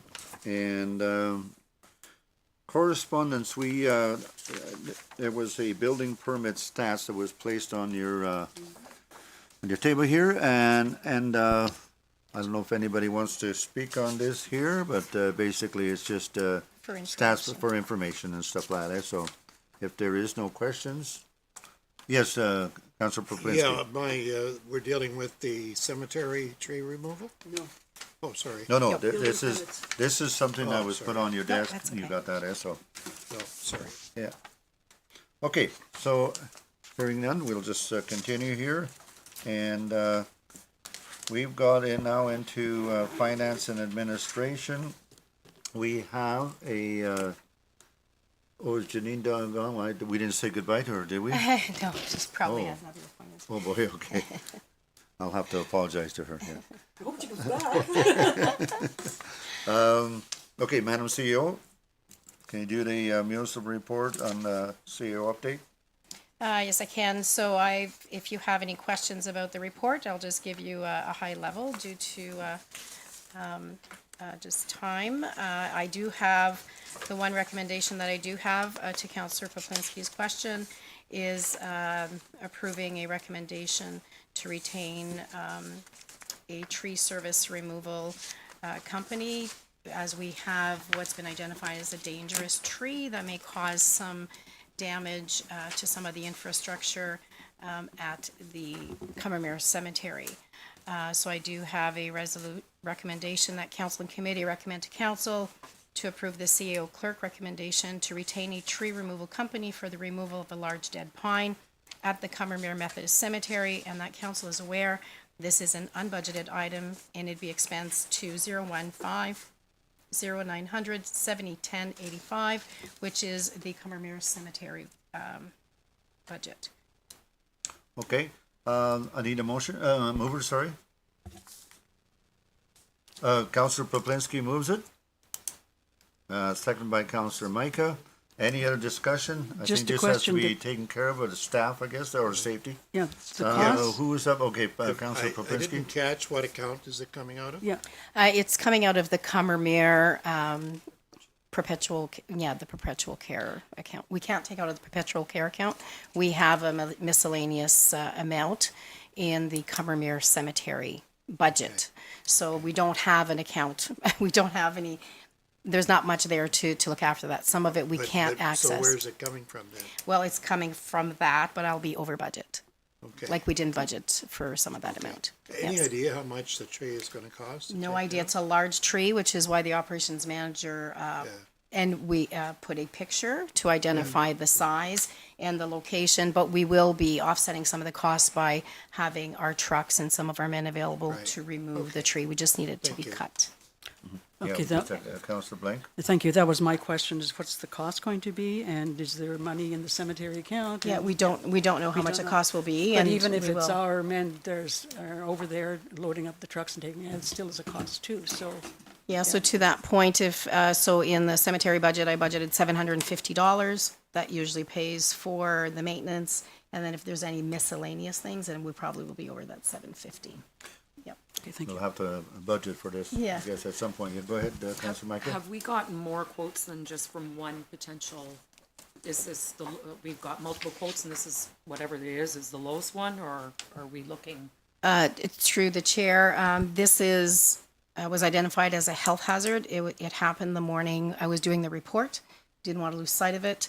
There was a tree removal company that was doing some work in the area, so I think Hillary was hoping to access them and contact somebody else to see who would be accessible as quickly as possible to do So that. is the tree removed already? No, No. no. No, No, we're No. approving this to get it It's been removed. standing there dead for a couple of years. We should get a couple of prices. Yes, so the operations manager is doing that, want to make council aware that we would like to proceed with the work, and we didn't want to wait for another council meeting. Yeah, no, for sure. It has to be done. And as per procurement, we will select the lowest. Okay, any more discussion? If there isn't any, all in favor? Okay, motion is carried. Okay, good. Now, the next one is 13.12, Health and Safety Policy Manual. And there's a recommendation here. Now, there's some documents, page 117 to 123. Madam CEO. So if I may, I had spoken briefly to council members, identifying that the manual is fairly large, and encouraging members to come in before June 17th to look at the policies. I did include the table of contents, just to be able to proceed with a direction to prepare a bylaw adopting the health and safety manual as a corporate policy at the June 17th, 2025 regular council meeting. And as noted during my meeting, or the presentation from Aqua, I would like to include in that table of contents the facility template for their inspection list as well.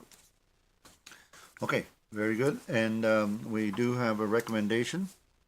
That council and committee recommend to council to direct the CEO clerk to prepare a bylaw adopting the health and safety manual as a corporate policy at the June 17th, 2025 regular council meeting.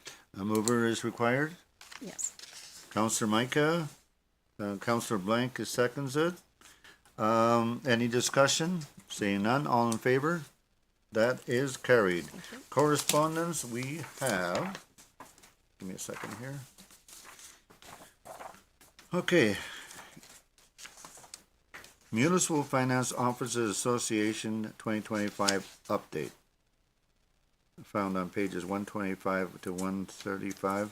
This is more about information, right? I don't think we have to act on this unless It's somebody sees information some- of the 2025 provincial economic update. Exactly, so. And a lot of them, if you look through them, they would have some hyperlinks, and if there's specific information, you can refer to those. Okay, very good. No discussion on that. Unfinished business, there is none. Now we're gonna go into the regular, council portion of the agenda, confirmation of the minutes. Special council meeting minutes of, May 29th. Minutes to be presented at the table, the recommendation that the special council meeting minutes of, May 29, 2025 be approved as presented. I need a mover. Before you do that, Yes. I have a question regarding municipal report from our CAO. Oh. She only went Oh, through okay, a few well- things on there, and Oh, sorry, it was just Oh. for information, so I wasn't sure if there was anything specific. okay, Do you see anything that could we bring it back? there was something.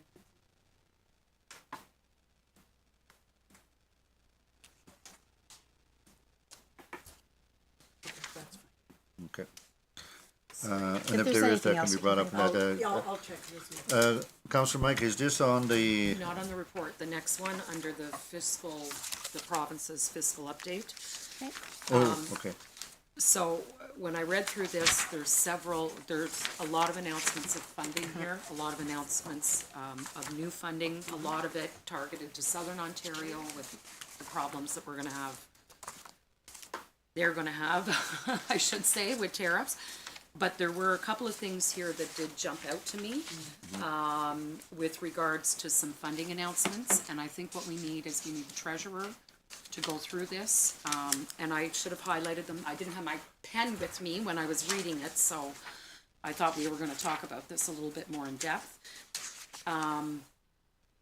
Increasing it, well, and I'm only gonna pick a few here, but again, this needs to be gone through by the treasurer and applied to us, but there's some very significant ones.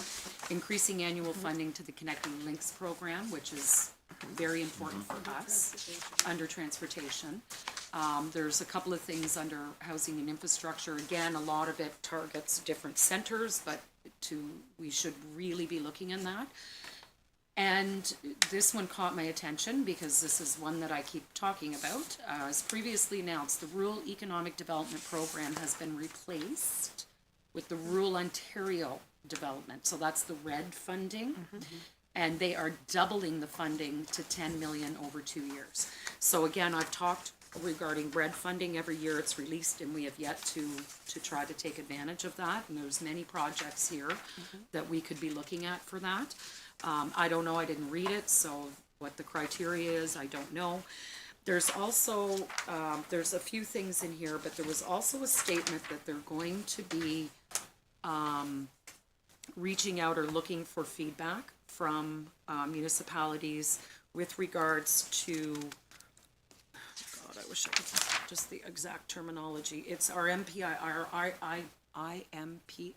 I believe, IMPF funding, and asking for feedback from municipalities to say, how should this funding be coming to you? Like, obviously, everybody says we want more, that's a given, but for what, right? So we need it for to reflect our asset management plans. And that's the screaming thing that needs to go to the province. The road systems, the infrastructure of the hundreds of millions that we can't, on the small, and everybody's saying the same thing. So it's very important that is discussed, and funding needs to reflect the asset management plans that the government's making us do, that clearly identifies where the vast majority of the money needs to go. So there's a bunch of different things, but I just want to make sure this doesn't get filed somewhere, because this needs to really be looked at. Okay, Madam CEO, and then Councilor. Through the chair, yes, this will be brought back to the leadership team, and it has been forwarded. Staff members do have this, as well as I can confirm any of the input or pilot surveys that they send out, we have been submitting to ensure that our voice is heard. Councilor Blank? Maybe a report then, Sue, after the management team has reviewed all of this, because again, if you can whack out 65-70% of this, because it's either Northern Ontario or Southern Ontario, but maybe what staff could do is provide us with a report on these funding announcements, what could apply to us, and a little explanation on, because we could be looking at potential projects or for budgeting for next year to apply for grants for that. Good, so, direction has been given. Thank you. Councillor Blank? Thank you to the chair. A couple of items, two items I want to mention. One is at the top of page 127. The government is consulting with municipalities to develop a potholes prevention and repair program to support smaller municipalities with road maintenance and help improve road conditions. Wow. Wow. I think that is amazing. How do we get it? My other It's on comment. the previous page, Mary. It says here, oh, I'm sorry, you missed it. Housing and infrastructure, 5 billion. How about a couple of million just for Valley Manor? This is my next point. When I turn to page number 130 on healthcare, page 130 on healthcare, It's overdue. where is long-term care? I want to speak to that because it was the provincial government that went online and sent the army into our nursing homes during COVID to say how badly they needed help and needed money and needed care, and we're going to do something about that, and there's not a word of mention of it here. This is absolutely ridiculous. Here in this community, where we have an old structure that's waiting to be rebuilt and refinanced and reestablished in a very needy way, they don't even address that. I would like to send a letter to our local MPP regarding A very strong letter. a very strong letter regarding this, because all of a sudden here was Premier Doug Ford during COVID. Oh, it's terrible in the nursing homes, and nothing's happened since. And we were telling them that for years. I've been worked there for 41 years. We were telling that for years. We don't have the money. We have too much paper. We don't have the staff. We don't have this. And it was all ignored. And now all of a sudden, and now it's dead again. Okay. If So, I and I was may- thinking that we were going to file this, but it doesn't sound like it. Madam CEO? If I may, the treasurer would like to speak to this. Okay, go ahead. Through you, Mr. Mayor. So I did provide this for your agenda for your review. It is the Municipal Finance Officers Association. They take the budget that was presented from the province and they summarize it in easy to read bullet points by different departments. So although there's a whole bunch of items that are identified that the province will be funding, it doesn't mean that they've been released or announced yet. But it is good information for staff and council and the public to see. It's a good summary for everyone to see where the province is identifying they will be spending the money for the year. So it is important for staff to watch for those things like the pothole management program. What is that? I haven't heard of that yet. The new RED program or ROD or whatever they're going to be calling it now. So as things become announced, hopefully, or we will as staff members bring the attention to the council table for your information. Okay, thank you. Any other questions on this one? Okay. No now- question, just another comment in support. Yes, go of ahead. Everybody here, and that's put more pressure on the government. We'll identify it, but they put us off long enough. And if we are not screaming for it, we be absolutely assured 443 other municipalities will be. No, exactly. So a letter will be compiled and then put together? Yes, thank you very much. Mr. Mayor, Yes, go ahead. an answer to Councillor Blank's comment on rebuilding Valley Manor. I think the government has ulterior motives. I worked there for 45 years. I beat you by 4, Mary. And you could see its deterioration over those years. But I think the government is dragging their heels. And Billy Deneau is the guy to go to. Get him on our side and push. Because the government is abdicating their responsibility. And how they're doing that is if they abdicate it long enough, they say, look, you're going to have to do something because we're going to close you tomorrow. And then the private firms will step in with deep pockets. And we're going to lose the excellence of Valley Manor in spite of their shortcomings with funding. That's my own opinion.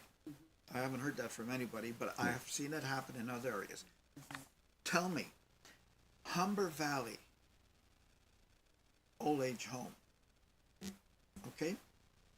2 years, just less than 2 years, from concept to build and admitting patients over 300 beds. How was that possible? Billy, please tell us. That's right. This is just dragging your feet with Valley Manor. The Minister of Health and Long-Term Care was here about 2 years ago. You know, met with John Yakubuski and administration and board, and they were looking at alternate funding because they admitted that there's no way at that time we could raise $8 million in this community. And John Yakubuski and I met one-on-one, and John told me they were going to study alternate funding.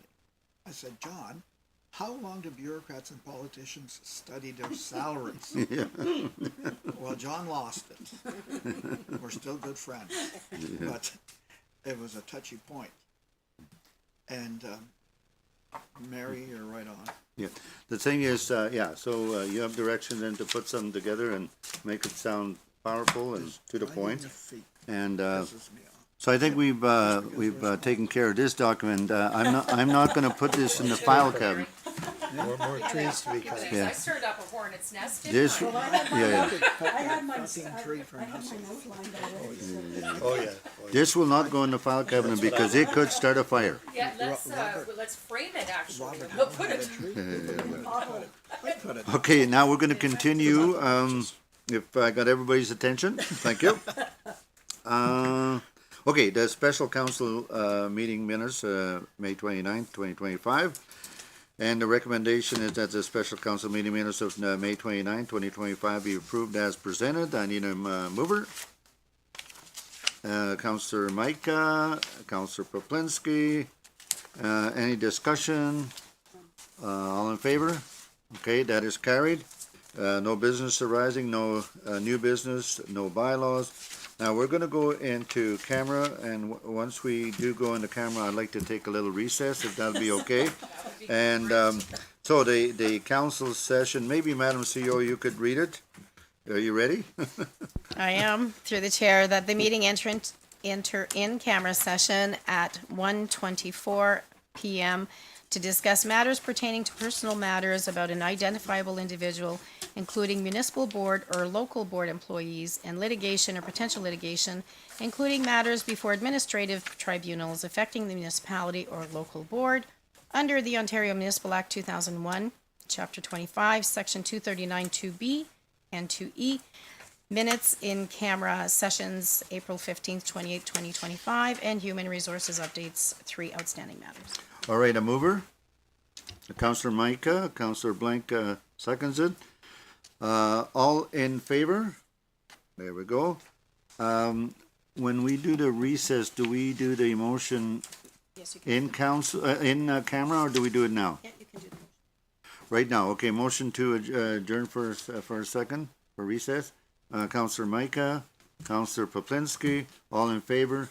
Okay, we'll be back in 10 minutes, so it's, 25 to. yeah, 25 to. How's that? Very good. Okay, I gotta make a call.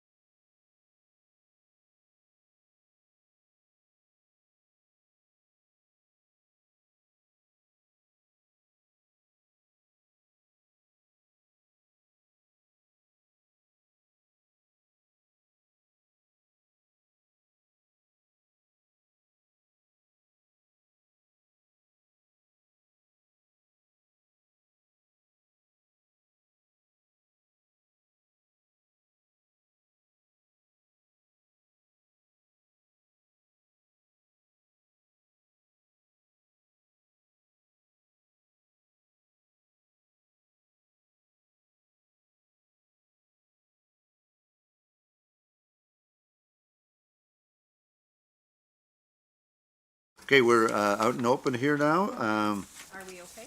Are we good to go? Okay, sounds good, eh? All right, council, when in camera, approved the minutes of the meetings. Council has also given staff direction for human resource updates, and council extended our meeting to 2:15 because anything you do after 2 o'clock, we have to make a motion, and we did that. So we have taken care of business. Now we are back to our normal agenda here.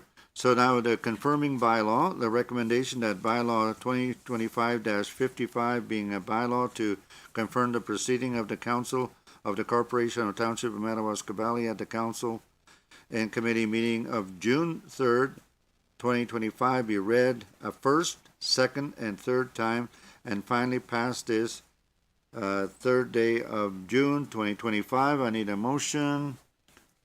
Councillor Blank, Councillor Micah seconds it. All in favor? That is carried. And adjournment that the council and committee meeting adjourn at 2:17. Motion by Councillor Poplinski and Councillor Blank. All in favor? The meeting is over and done. Thank you. Thank you very much.